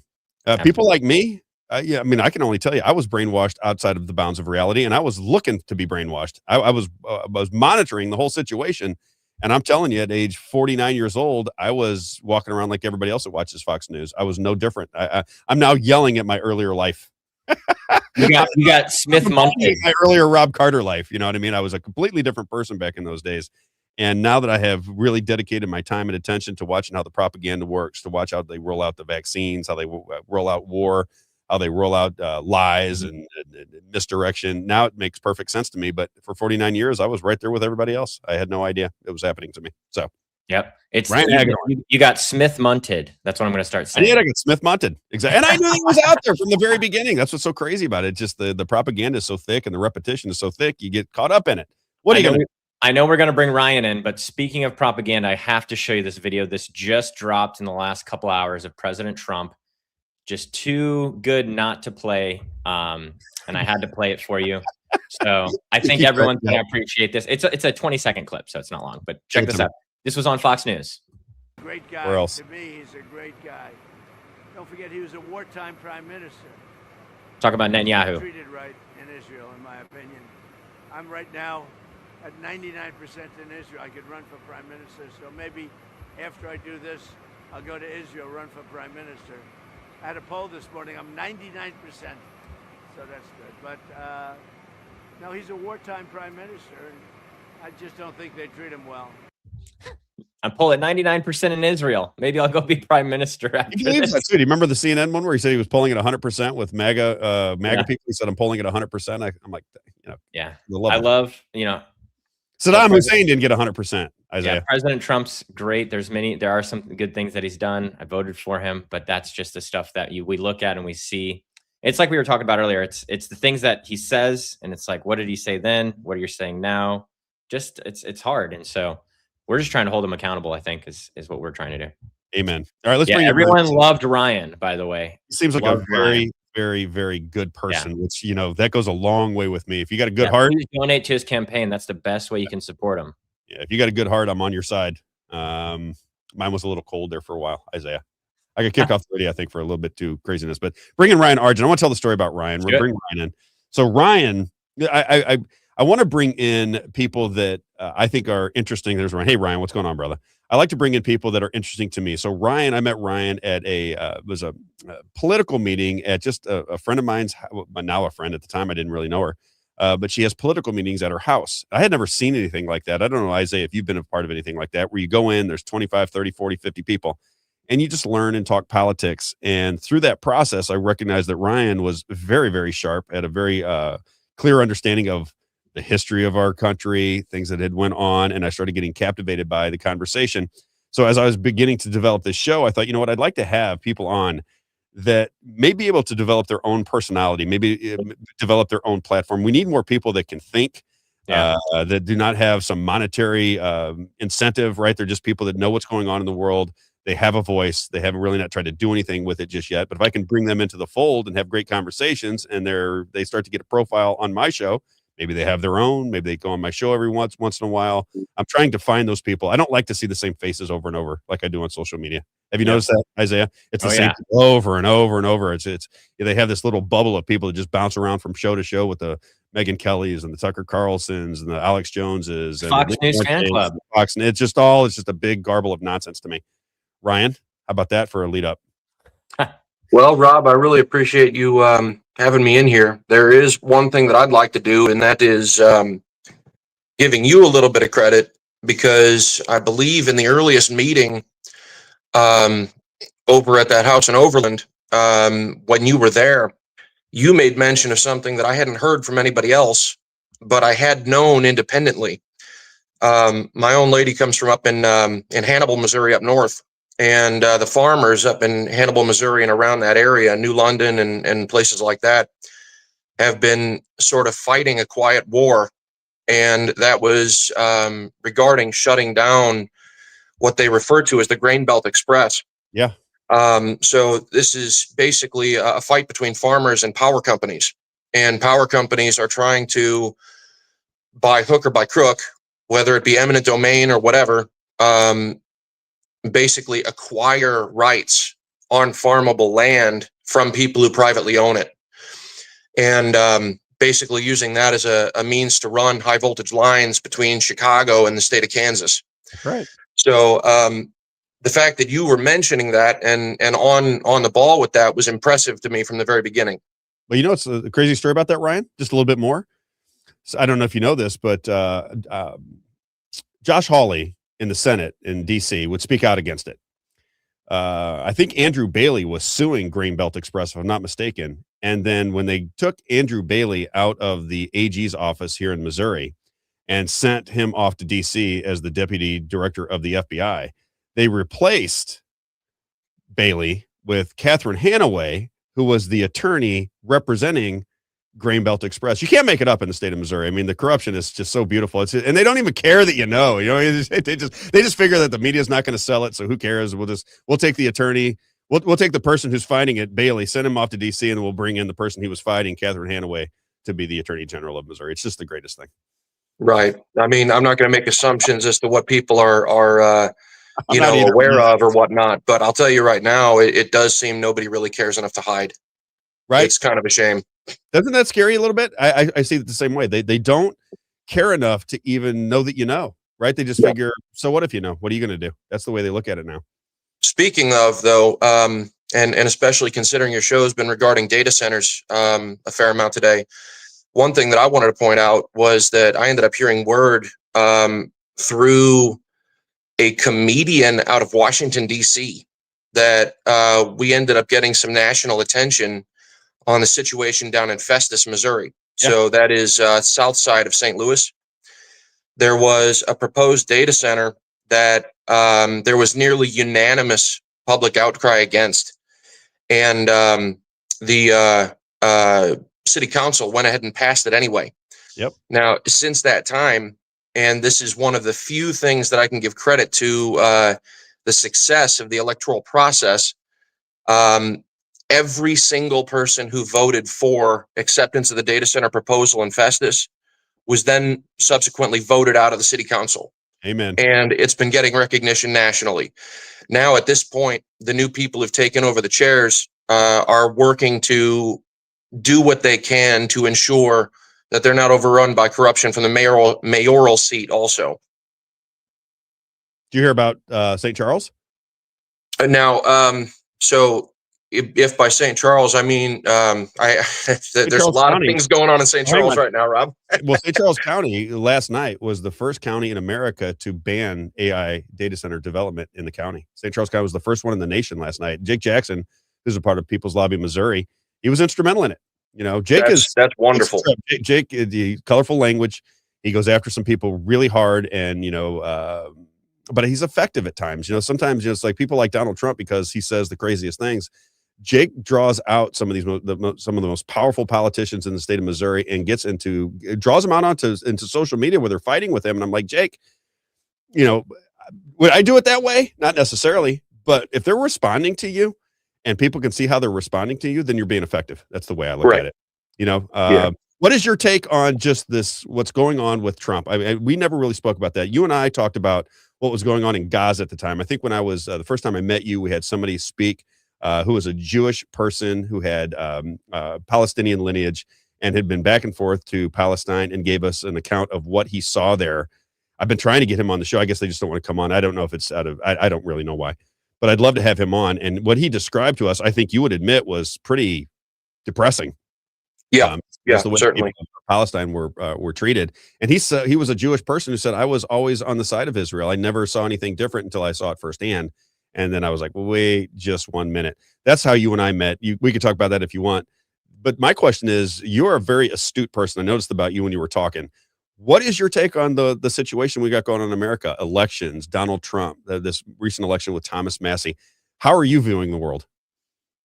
Okay, so my take on, I guess specifically the Trump administration, is that it's functioning exactly as it was intended to. There have been people before in, political science theory talking about the idea of bipartisan politics as being a functional mechanism by which you can play the left side against the right and vice versa, and thereby drive a narrative into the public opinion while also simultaneously getting what you actually aim for. So the idea that Donald Trump is in office again, especially considering the fact that in between Trump's 2 terms, there was also a Democratic term run by Biden. Very quick side note on that, by the way, you talked about the electoral process being compromised a little bit earlier, and the idea that Joe Biden could be walked out and they make a claim that there was more excitement for his administration than there ever was for Barack Obama, Right. proves to me there's a major problem. Agreed. So anyway, moving forward, the idea is that both the left and the right are 2 wings on the same bird, you know, and when they move against each other, they make it fly. Now, one thing that you may have noticed is that since Donald Trump's 2nd term started over, there's been a lot more concern about tightening the belt, a lot more concern about being very focused on the development of homeland security and safety, immigration concerns, ensuring that police departments are very well integrated with other security systems. Third-party security cameras are everywhere. All of this stuff is going up like crazy, and it's also no accident that this is happening at the same time there are debates about data centers. Who's going to parse all of the data coming in from hundreds of thousands of cameras in a metropolitan area that are all going through a centralized source, if not a data center. And these data centers then are capable of being accessed by local law enforcement, sure, but there isn't a line drawn between local law enforcement and federal forces. So basically, the idea of the age-old debate of state power versus federal power has completely dissolved. They're now the same thing. So that's going on right now too. But the gentleman that you had on before, Ryan, who was running for a representative position, he made mention of the Flock Security Company, and the interesting bit about that is that they've made a little bit of news recently because grassroots are trying to call them out. There was a gentleman by the name Jason Hunyar who ended up filing a lawsuit against Flock because they were trying to determine how the data was being used and how it was accessible. And in the midst of this investigation, they were able to find that though it was claimed nobody had direct access to live video feed, they were able to find out that people within the confines of the company had access live video feed. And there was a lot of questionable stuff going on. One in particular that was called out was that one of the board members of the company had, in several different instances, accessed their data systems in an effort to watch children at gymnastics.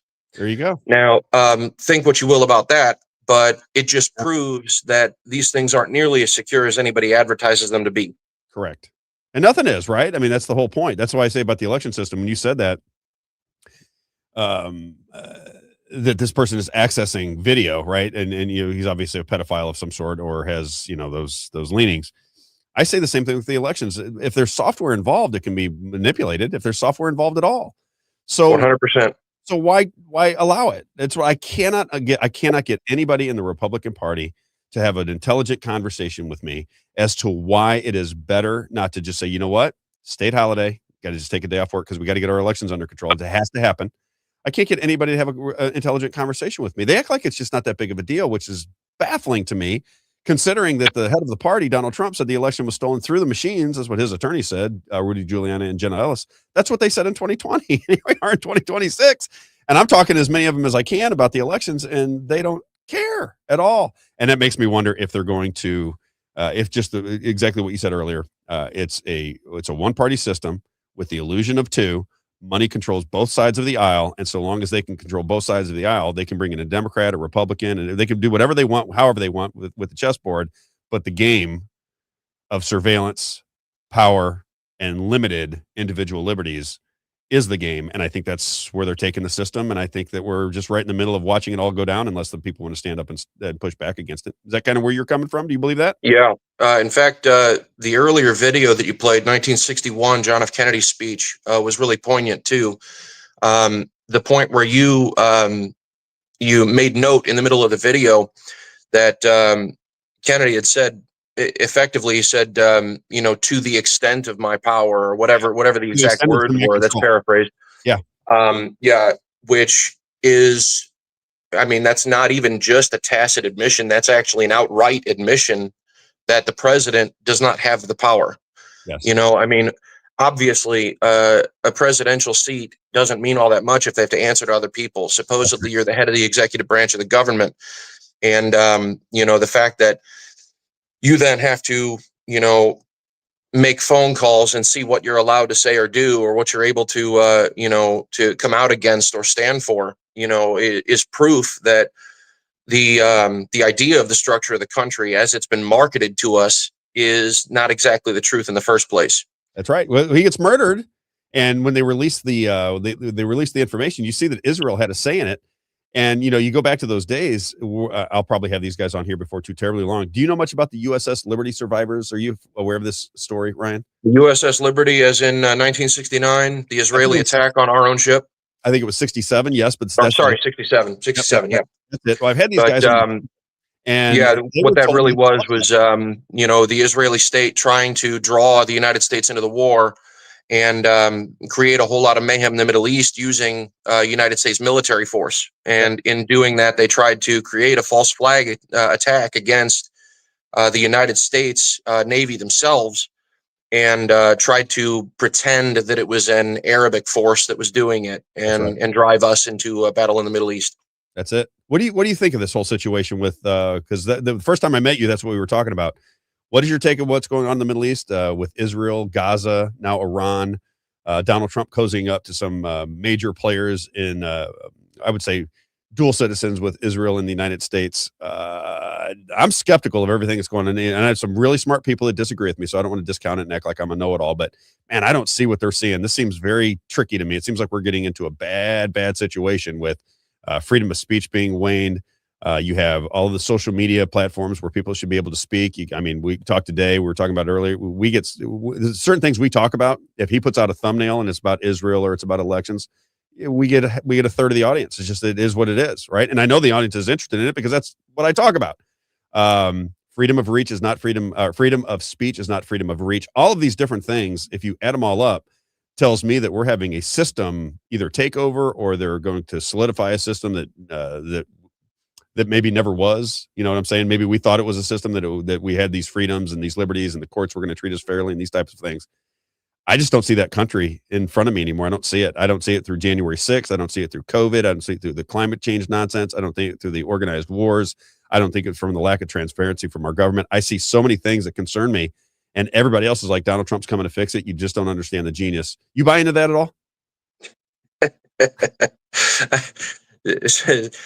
Sorry about that. I do find it a little bit funny. I like you start laughing at me. That's not good. So I really, really don't want to disparage people who have hope in, the current administration, the way the processes are established. I really, from the bottom of my heart, hope that what they think is going to happen does. Me too. I do. Same way. I just think that as we've now been a country for 250 years, and in the entirety of that time, everything always seems to fail in the same direction. It may be a little bit naive to assume it will suddenly take a 180.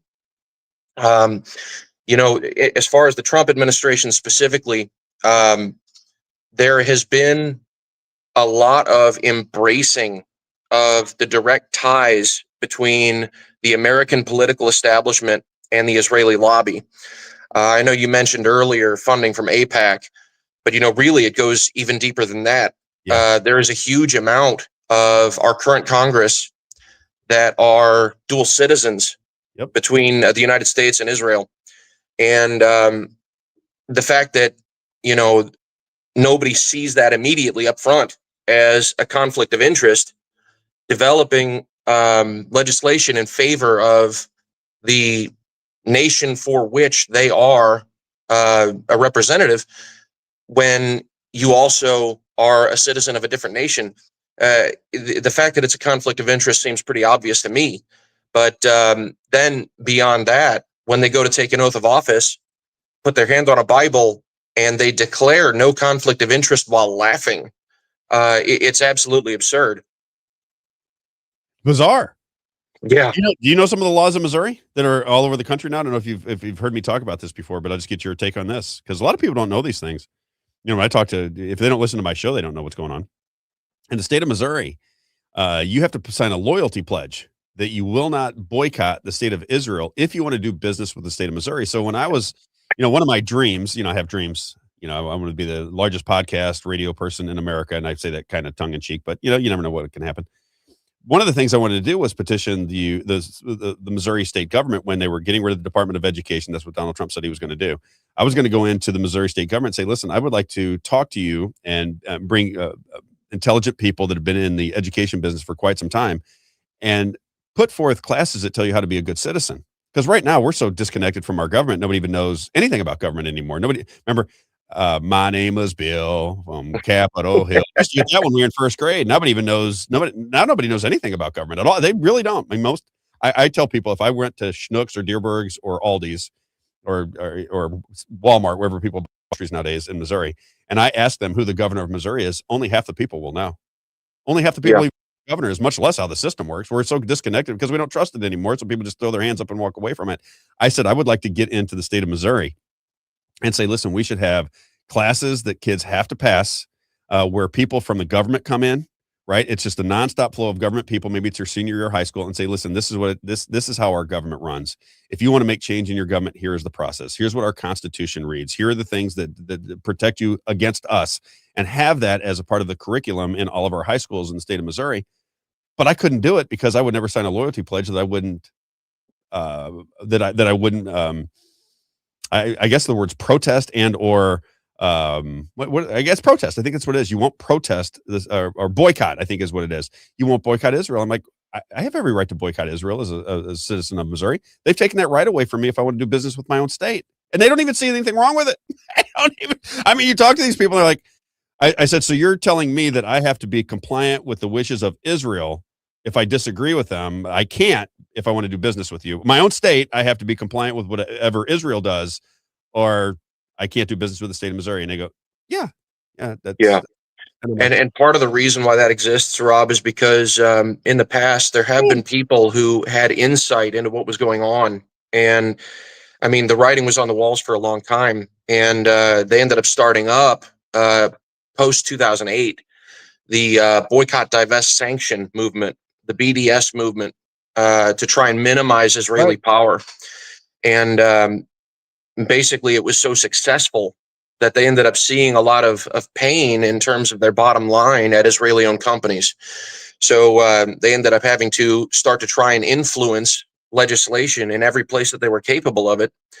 And in the midst of all of that, try and develop law that essentially means that you're functioning as, a criminal if you were to say anything that makes them look not good. Yeah. Isn't it bizarre though when you think about it, Ryan? When you think about I mean, that sounds to me like control of speech, control of culture, and control of the people. It is. It's even control of education, because in the state of Missouri, Haruza, H-R-U-Z-A, he just put forth legislation, and it was unanimously confirmed by the Republican Party, that you had to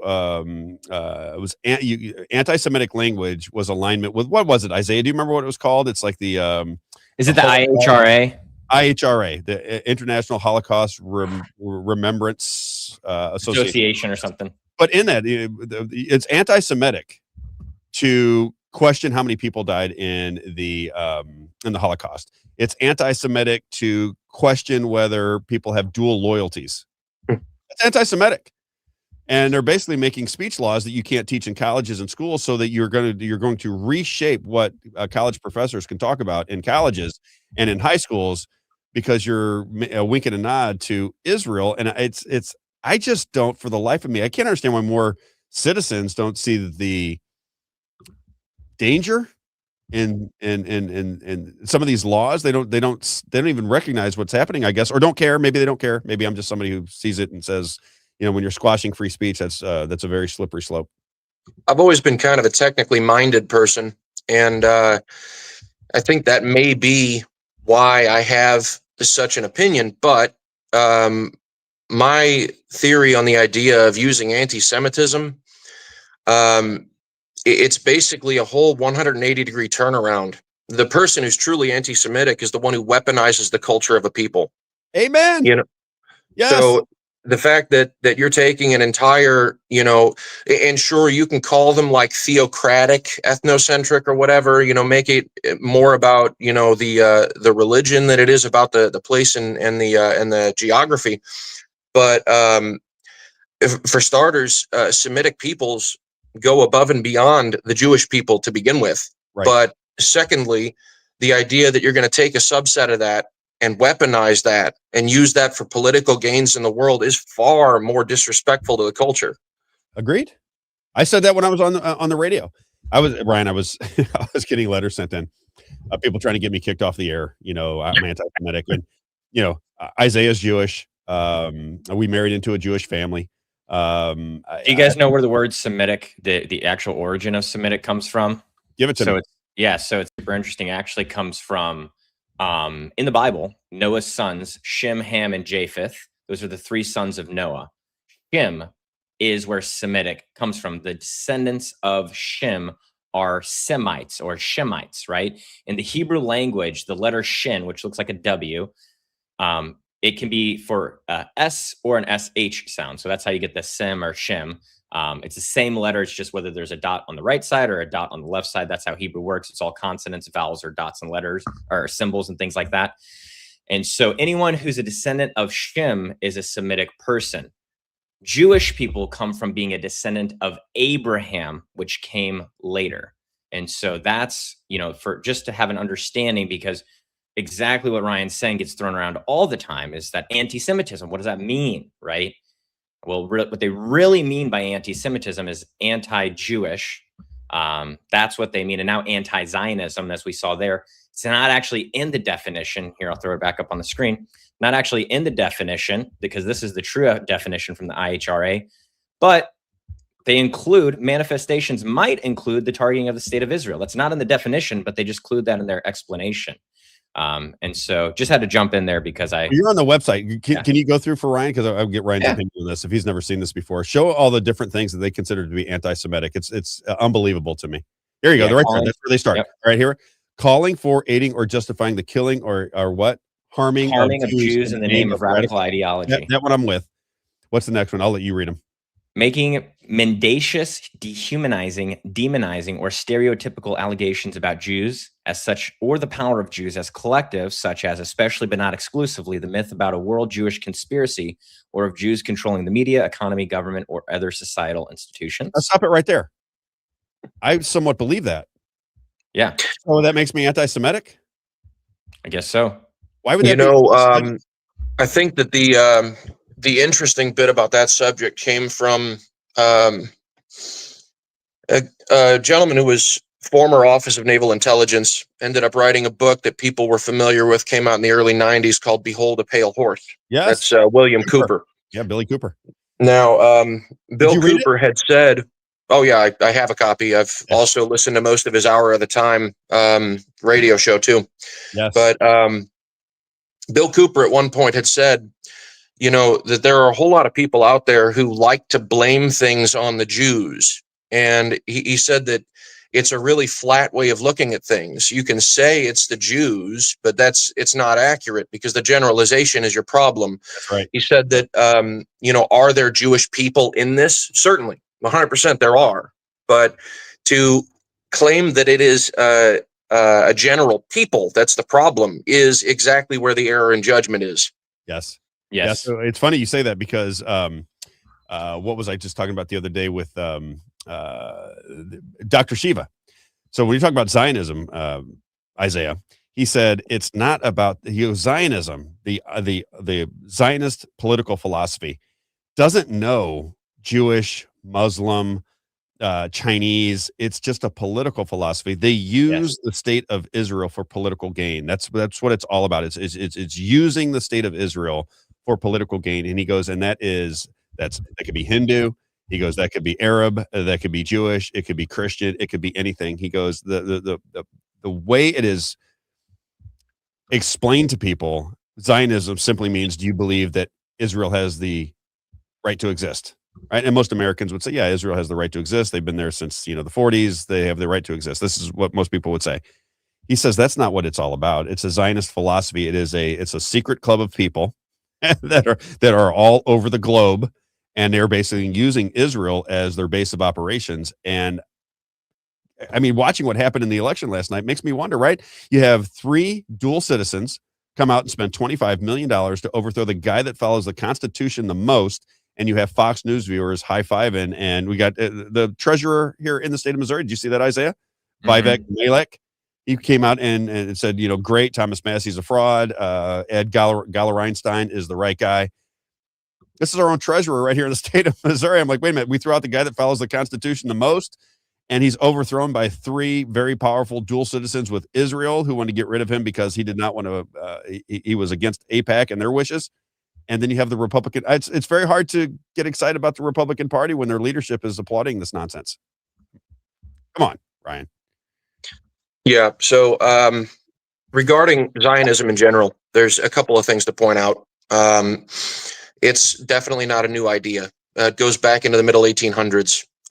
In fact, there was a coalition in the States at one point, the American Zionist Council, that was involved in basically the theoretical thinking behind all of this, the rounding up of academics to try and get on board with the idea of socially engineering a society for their ends. Now, there is a series of letters that went back and forth. This is basically post-Boer War, and it is between if I'm not mistaken, I believe it was Nathaniel Rothschild and the sitting members of parliament at the time, who were majority part of Milner's Kindergarten. Milner's Kindergarten is a group that was second generation behind Cecil Rhodes, and then the attempt of England to take South Africa, turn it into an apartheid nation, and in doing so, they cornered the entire global diamond market and a huge amount of the global rubber market, and did it all with slave labor. The idea of the history of blood diamonds basically starts there. But then that ended up starting the De Beers Corporation, which people still know today as a source for diamonds. So Cecil Rhodes was behind that development effort down south. And then his immediate student, Robert Milner, ended up developing a cadre of people who all felt the same ideologically. And then they went and took positions in English Parliament. So this group was Milner's Kindergarten. They started developing policies that allowed for the use of newspapers and media to try and influence the local English population toward their ends. But anyway, in the midst of all of this, there was writing between very, very powerful people, holders of private capital, and by that I mean the Rothschild family, and the interest in starting up an apartheid nation that was strictly in favor of Jewish people. So these letters went back and forth. That is actually historically public information. Now, since that time, there was in these letters debate as to where it would be located. Everybody assumes that, because of biblical context, that Israel, where it stands today, was the only place it could be. It was originally debated as to whether it would be there in Africa, Ukraine right? or in Argentina. Argentina, okay. Right. So the fact that that's the case already, kind of shows that a lot of this from the very, very beginning is a grift. And it's been happening, since before Israel was a country. So eventually the British people ended up taking over the Middle East under mandate, which that's why you end up having British mandatory Palestine pre-development of Israel. And this series of letters ended up leading toward a movement by British Parliament to pass off the area that is now Israel into the hands of the Jewish people who decided to take it, which I'm sure is not exclusive to any and all Jews. It was probably a very, very specific subset of Jewish people who were interested in taking it over. Now, since that time, they've had to appropriately populate it such that they could change the balance of the people living there. And that's why settler colonialism became basically the operational mechanism of Israel. So there's a lot of debate as to whether or not that's, an appropriate thing to do. I'm not going to take a stance either way on what's going on. I believe the entire Israeli mess right now is so deeply rooted that I don't have a solution for it. I'm not going to claim I do. But we need to recognize the roots that these things come from, and most people aren't aware of the history, really. They know the biblical end of it, and they know the justifications for it. They understand the historical pogroms. They understand people being persecuted, but they don't understand that there was an actual physical, traceable history to the development of the country. Yeah, it goes back. Yeah. Well, yeah, I'll this is that the League of Nations was involved in this whole situation with founding Israel as well, which didn't technically become the UN, but they say that the League of Nations was dissolved, and that's where we get the UN. That was the precursor. It was the League of Nations that folded, and they come back with the. And then you can go back even further, Ryan, from into the 1880s with the first Aliyah. That was even when the Ottomans still controlled Palestine. Right. And that's when Theodor Herzl is coming around, and they're saying, hey, we need to create a Jewish homeland. That's Zionism. That's where it was born, and the definition was to found a Jewish homeland for the Jewish people, right? And that's why, Rob, you've heard me say this many times, Zionism today is not what Zionism was originally meant to be set out as. This is a new Zionism because it's the Greater Israel Project to expand beyond the current borders and things like that. But it's people think it started in the 1940s, but it started in the 1880s with the pogroms, and they already saw persecution coming. It wasn't the Holocaust. They said, oh, okay, hey, we're getting kicked out. We're having issues, religious issues. Moses Mendelssohn, he's a famous Reformed Jewish person who started Reform Judaism, which is a lot of Jewish people, today in America. He said, be a Jew at home, but a German on the streets, right? And so all these ideologies were coming around. And that's where you get the secularist kind of Jewish philosophy now. And if you ask most Jewish people, they'd say they're not religious, they're just ethnically Jewish. It's very interesting. I encourage people to study it. Ryan, yeah, it's also specifically interesting. Understand what I'm talking about, but it's very interesting history. Yeah, it's also specifically interesting, Isaiah, that you brought that up, because Herzl is basically a way to understand tying the effort together to a means by which they could control people through religious ideology. Yeah. So, it's really interesting when you look at how Zionism is interpreted by different groups. You have Jewish Zionism, but you also have evangelical Zionism. And when you look at the way they interpret things, basically they see it as a way to try and meddle in a way such that they can bring Jesus Christ back to the earth. So like, if you're seeing this as them taking action to try and force God's hand into the rapture, already that sounds to me like you've gone a bridge too far. Didn't that what Gal Reinstein was saying? Didn't he say something like that the other day? He's clearly not read the Bible, because if you read in 1 Thessalonians, it literally says, and Jesus says himself, no one knows the day or the hour. Right. And yet the Zionist group will try and make it happen. Yes. Yeah. It does feel that way. It's the irony of the situation that gets me, is that you say you believe the Bible, you say you read the Bible, you say you're guided by the Bible and the scriptures, but the Bible says no man can make it happen. They're going to say that there's wars, there's rumors of wars, and it's still not coming, is what Jesus tells us. And yet they're going to ride on that whole, that's their standing ground, I guess you could say. Do they believe it, or are they just trying to sell it for political means? Oh, they're selling it. Yes, selling it for political. Selling it to try and motivate the religious radicals. That's what it really is. And motivating religious radicals is something we got a lot of experience with. Like, I don't even need to necessarily go into Zbigniew Brzezinski and trying to create Afghanistan, but we have a big history of motivating radicals. Yeah, we're good at it. Yeah. Right? Fox News is great at it. Fox News is great at it. You know, we talk about it all the time. It's and I'll let you roll, Ryan, because we run late every day now, I Isaiah. know. Well, we're talking about this is my favorite subject, Rob. You know me. Well, I was going to ask you today, because before we leave, is there any? I was looking at the whole situation with Massie and this whole conversation about deception with Donald Trump, Ryan, and you kind of said the same thing as me. I hope that everybody that sees it through a different lens is right. I see catastrophe on the horizon for our country, and I don't know how that's next. Could be tomorrow, could be 10 years from now, could be 50 years from now. The situation that we find ourselves in the structure and the erosion of individual liberties that are protected by the Constitution, to me, are just going away. I mean, they're happening in my own life, so I know they're happening out there in the world. Is there anything in the Bible, Isaiah, that tells me through this deception, through this, because that's what they think Donald Trump is doing. They think Donald Trump is using deception to draw attention to Thomas Massie being taken out by 3 big prominent Jewish donors, right? Mm-hmm. That the elections were being overrun. They were being controlled through, mass mail-in voting. It was being controlled through the electronic voting systems. And he said the elections were stolen, and then it would draw your attention to that. So he's showing you behind the curtain.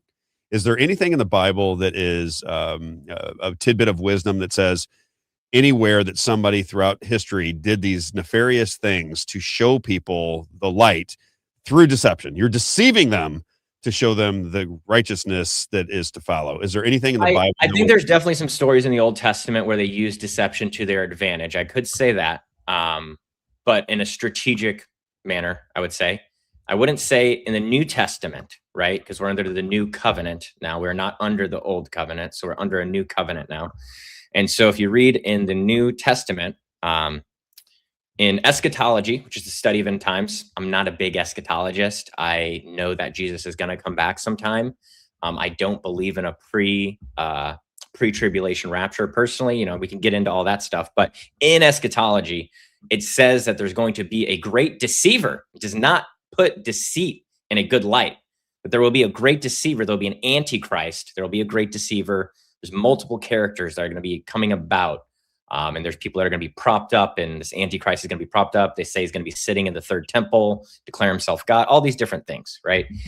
But then there's also 2 witnesses, it says. I don't know if these are actually 2 people. People have different interpretations of what this is, but those 2 witnesses are speaking the truth.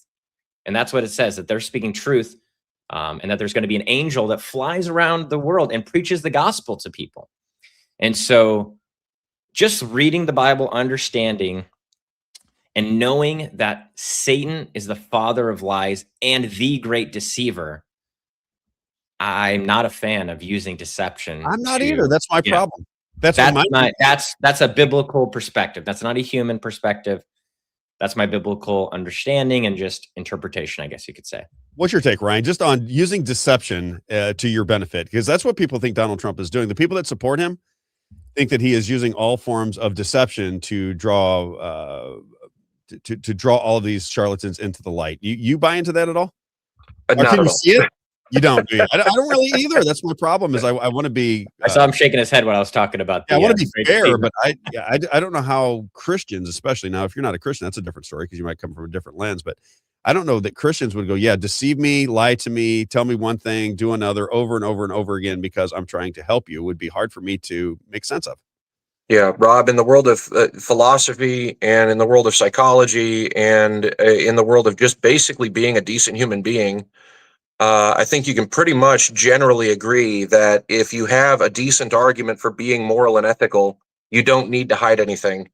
If you have to hide something, it doesn't really stand as a good argument, does it? Clip that for me. Yeah, that was a good one. I like that one, Ryan. You might see on clips with me because I think that's perfectly said. That's how I see it. Give me one example of Jesus deceiving people to show them that he's, he what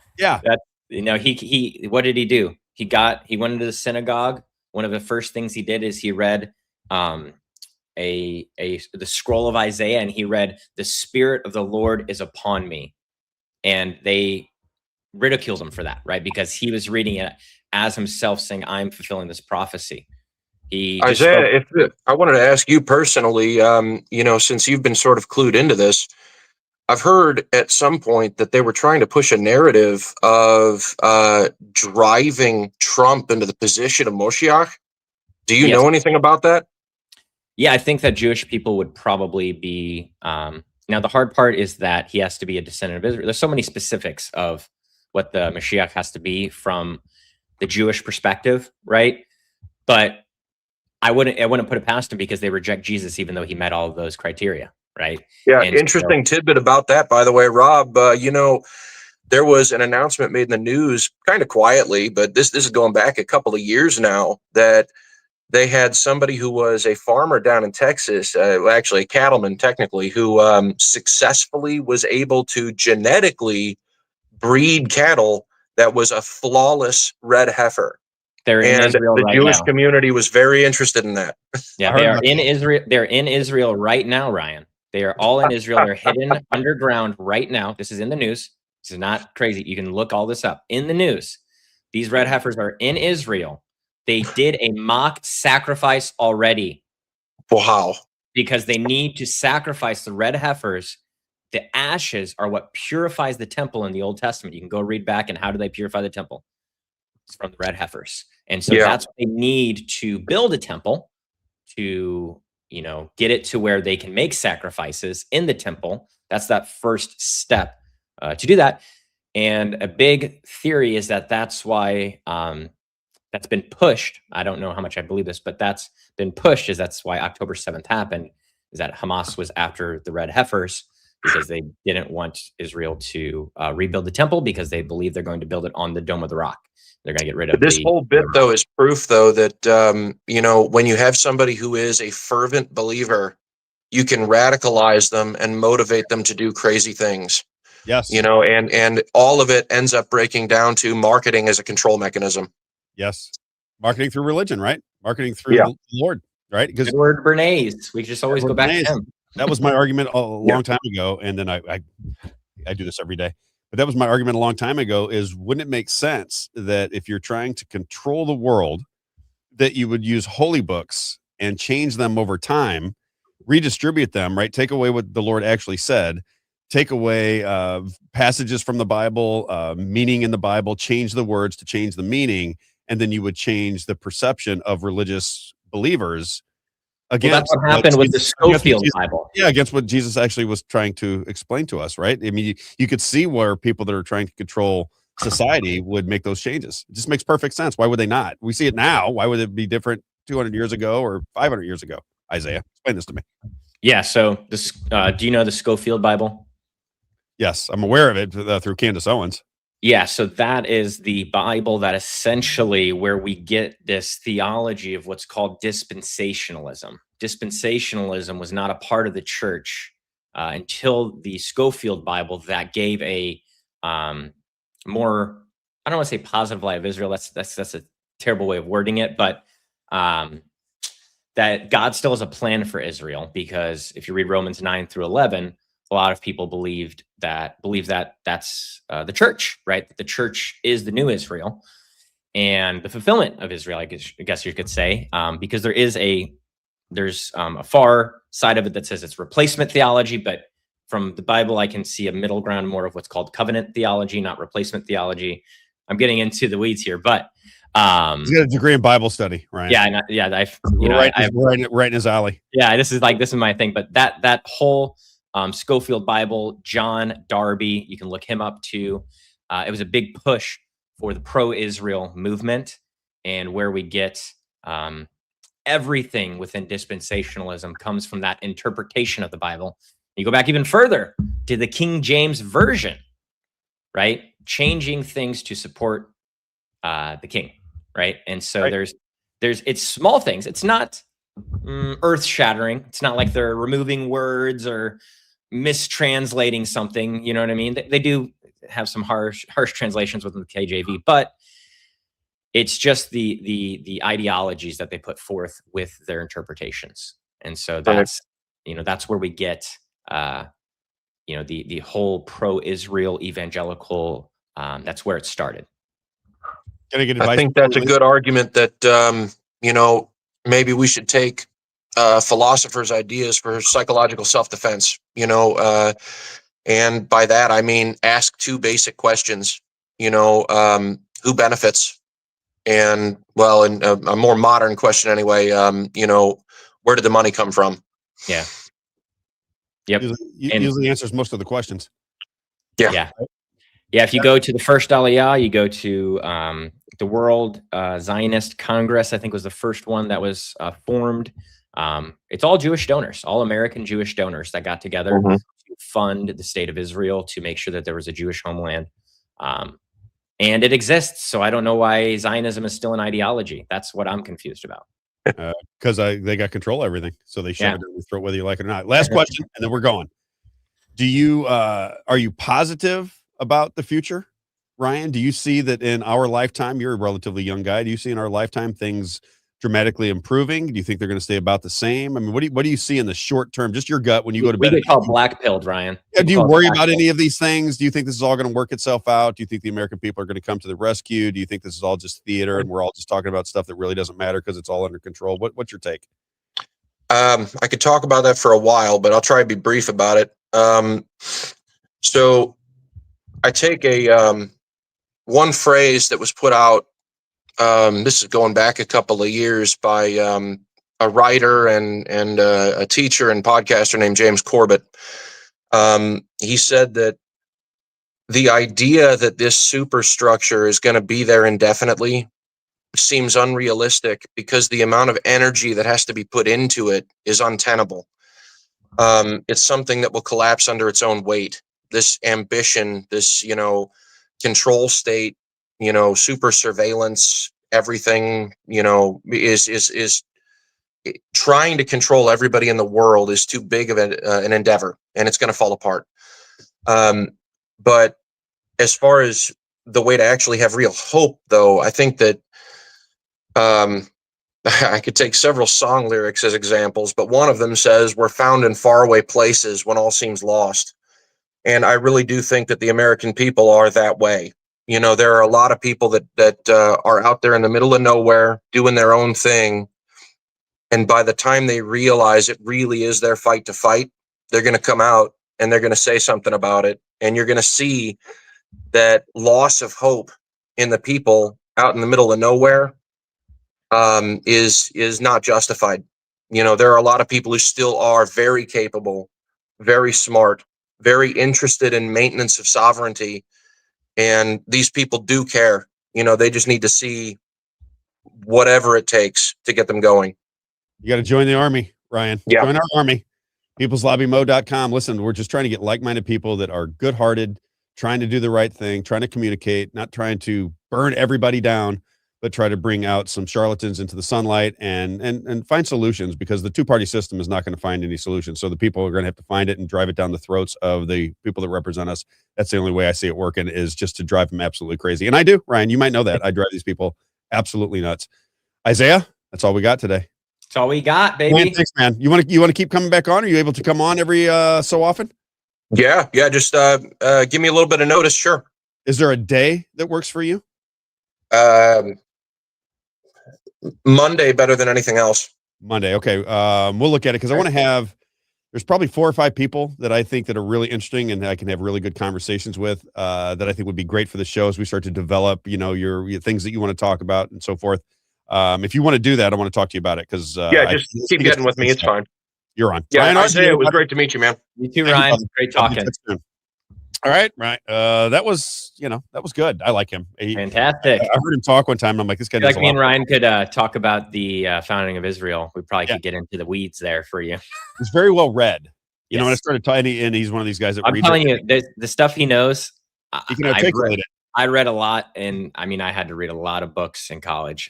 When I got out of college, Rob, I said I'm not reading anymore because of how many books I had to read in college. I used to be like that. In fact, I have right outside of my my studio here. My wife has about 4 boxes and containers of books that I read. So when we moved, I don't know how she got them up the stairs, by the way, because they would have been heavy, but she laid them outside my door and she goes, "There's your books." Books right there that I had to carry upstairs. My wife did the same. I have 2 huge Rubbermaid containers when we were moving, and it's just such nerdy books. You know what I mean? About I have hundreds of magazines. Yeah. When I used to be on the road traveling, I would buy a magazine at the airport, but I never got rid of them. I used to collect them. And I thought, Yeah. that'll be nice to give to the kids someday. If because I got magazines, I think from 1994, 95 is when I started traveling. So Wow. 96, I know for sure. I had a subscription to multiple different magazines, and I would keep all these magazines. And my wife's like, "What are you keeping these magazines for?" I'm like, "Those are 30 years old. Can you You never imagine how know. cool those magazines are going to be when they're in perfect shape 100 years from now and you can go back and look?" I said, somebody has to keep track of history. I'll do it if nobody else wants to do Yeah. it. It's memories, right? Memories like the corners of my mouth. I'll sing it all to you, Isaiah. You I can't know say it. a word without me singing a song. Finn, let me know what it is. Finn, he's always telling me, he's always messaging me. He's like, "Oh, Rob's got the great hits." What do we got tomorrow? Tomorrow is Thursday. I believe. Who do we have coming on tomorrow? AME guy. Act for Missouri. Michael AME. Yep, Michael AME. Act for Missouri. That's all we got so far. It's probably all we can fit in the show because Michael will probably be a great conversation. Well, it's going to be interesting. Did you see all the response to him, by the way? I know. It's an interesting mixed response. Oh my God, they were pounding on him. One side was just like, he's a charlatan. He's a bot farmer. He's got this and that and the other. I'm like, I don't know anything about that, but he's saying that. And this isn't, Michael, I'm not saying this about you. This is what people are saying to me. Some people are just saying like, he's not intelligent. He's not that smart. I'll say he's got a YouTube channel with a couple thousand subscribers. Does he? Yeah. And so I'll say anyone who's willing to have a conversation and put themselves out there like that, I can respect. Doesn't matter if I agree with them. Doesn't matter if they are completely on the other end of the aisle or whatever you want to call it for me, right? I just respect someone who's willing to put their voice out there, say what they believe and defend it, right? That's what people don't get about us. Yeah. I saw somebody last night. He said, "Rob platforms everybody and lets you decide." That's it. Yeah.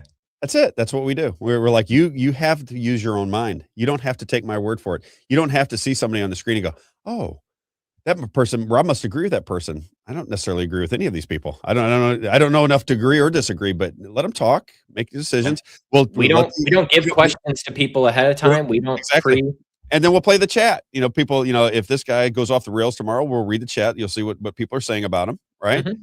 And we'll make a determination. I will, you will, and everybody else will. But that's it. Make your own determinations and we move on. I don't know why that used to be normal in America. Now they call it platforming. Don't give this person a platform. They're bad for you if you platform them. Platforming them. If I could get an interview with Charles Manson, I would give anything to give him an interview with Charles Manson when he was alive. Isn't that what the mainstream media did? Yeah, many times, right? Serial killers. I'm always You're giving him a platform, Rob. Come on, Jeffrey Dahmer. You're going to give him a platform. If I can get an interview with a well-known serial killer, I want to do that, not because I want to glorify them, because I don't understand how that mind works. And I'd like to ask that mind questions as to how do you get to a point as a baby, right? You're growing up, you're 3-4 years old, your mama's loving on you, maybe not, but you're this child that grows into this predator. I'm always fascinated by that. I've always been fascinated with serial killers. That doesn't mean if I have a serial killer on the show and I get to ask him some questions that I'm endorsing what the serial killer has to say. I mean, it's no different than this whole thing with the platforming, because both sides they get on me about platforming people. I'm like, I'm curious what they have to say. That's all. If I disagree with them, I'll let them know. Let you know. Fair enough, right? Yeah, I think so. Is that all we got for today? What are you doing today? All we got. Daddy duty now. Are you doing alderman stuff? No alderman stuff. Well, just I talk with people every single day as being an alderman. I hope I'm the most communicative and communicate with my constituents the most. That's what I'm trying to be, and they tell me I'm the most transparent, so that's really good. Did you say you're trying to get some video of live stream your events? Yes. Trying to live stream city meetings. One of few cities that does not live stream our meetings. I think we can get it done very easily. Had some resistance from the administration. Yeah, but not the citizens, right? You're not knocking on doors going, "Hey, we could live stream and you could watch us in action. You can see how your money's being spent and how we're organizing." So that's fantastic, Isaiah. Let's do that. Exactly. Every single one. That's what the Senate in Missouri. Yeah. Nobody's going, "No, we don't want to see it, Rob." No, we don't want to see it. Every citizen in Missouri wants to have the opportunity, or at least the option, to be able to watch their Senate work, and the senators go, "Nah, we like it this way. We might grandstand." This is what they tell us, Isaiah. We might grandstand. We don't want people grandstanding. I'm like, you guys grandstand now. You got the video in there now. All you do is cut we want to see you guys laughing and partying. We saw it. We saw it firsthand. Yeah. What are you talking about? Yeah. We saw the grandstanding. While we were there, and there's 4 people in the room. And there's no one that they're going to grandstand to these audio recordings, I guess, right? Yes. It's depressing. Yeah, All right. I do see that Shelley Reed in there said interview Hillary and those people. LOL. I think we just spoke with when we were in Jefferson City, we spoke with the Democratic representative, Michael Burton, who's been in our chat before. I think we talked to him about trying to get him on. I think it is time we get some more Democrats in here. Ashley Awney was on before. Yep. She's got a very interesting, just Ashley Awney real fast. We'll try to get Ashley on. She seemed lovely when I was dealing with her. I don't know what kind of politician she is, but she has she's got a social media commercial for her, and it has a song playing in the background that's got like a bunch of different curse words in it. And I just thought it's kind of interesting. I don't know what to make of it, but I don't know. As a politician, is that wise? Maybe it is. Well, that's the liberalization of America, Rob. Like you're talking about earlier, the degradation of society. That's my problem with the Democratic Party is that it's mine too. The Democrat Party seems to get very caught up in pop culture. Yeah. Right. And when the pop culture is not good, satanic, if you will, the cursing, the sex, this and that, they get caught up in it and go, it's just society now. I'm like, wait a minute, maybe it shouldn't be society. Maybe shouldn't you be more open-minded, Rob? More free thinking, right? No, it's not. No. And I'm not a fuddy-duddy at all. It's just I think that what I do in my private life doesn't necessarily need to be on the screen, and I don't need to be promoting things that I do that I wouldn't be proud of. Right? I'm not a perfect person. There's things that I do in life that I wish I didn't do. We talk about it all the time, but I don't know that I want to promote it and act like it's just normal. Mm-hmm. It's good. Yep. Yeah. Yeah. John Grady. Was he bad? I don't know that he was anti-family. I really don't. This time, not anti-family, but his lyrics are not. He has explicit lyrics too. Okay, I don't know the lyrics so well. Probably good. All right, got to roll. We'll see you tomorrow morning at 9 a.m. on the Rob Carter Show. We're going to talk about what this guy, Michael AME, is just a handle on X. He is going to talk about what he found out about, and we're going to test it. So we'll look at it tonight. We'll see if he's doing his work properly. What he found out about Thomas Massie, ties to Jeffrey Epstein, I think he said, ties to... I did see a document. I have Jeffrey Epstein's, like his breakdown of his stocks, and he owned Torchlight. So that was interesting. Yeah, that's one of the deals, right? Okay. Yeah. So we'll look into that, and then we'll have Act for Missouri. We'll get the final version of events down at the state capitol. So it's all over now. So we'll hear about the special session they're trying to do on the gas tax. Are they going to eliminate the gas tax? Everybody's going to cheer them on for getting rid of the gas tax. Is that the deal? Well, no. Holly said she's trying to get a special session to eliminate the gas tax. Yeah, that's what I mean. They're gonna get rid of the gas tax. Okay.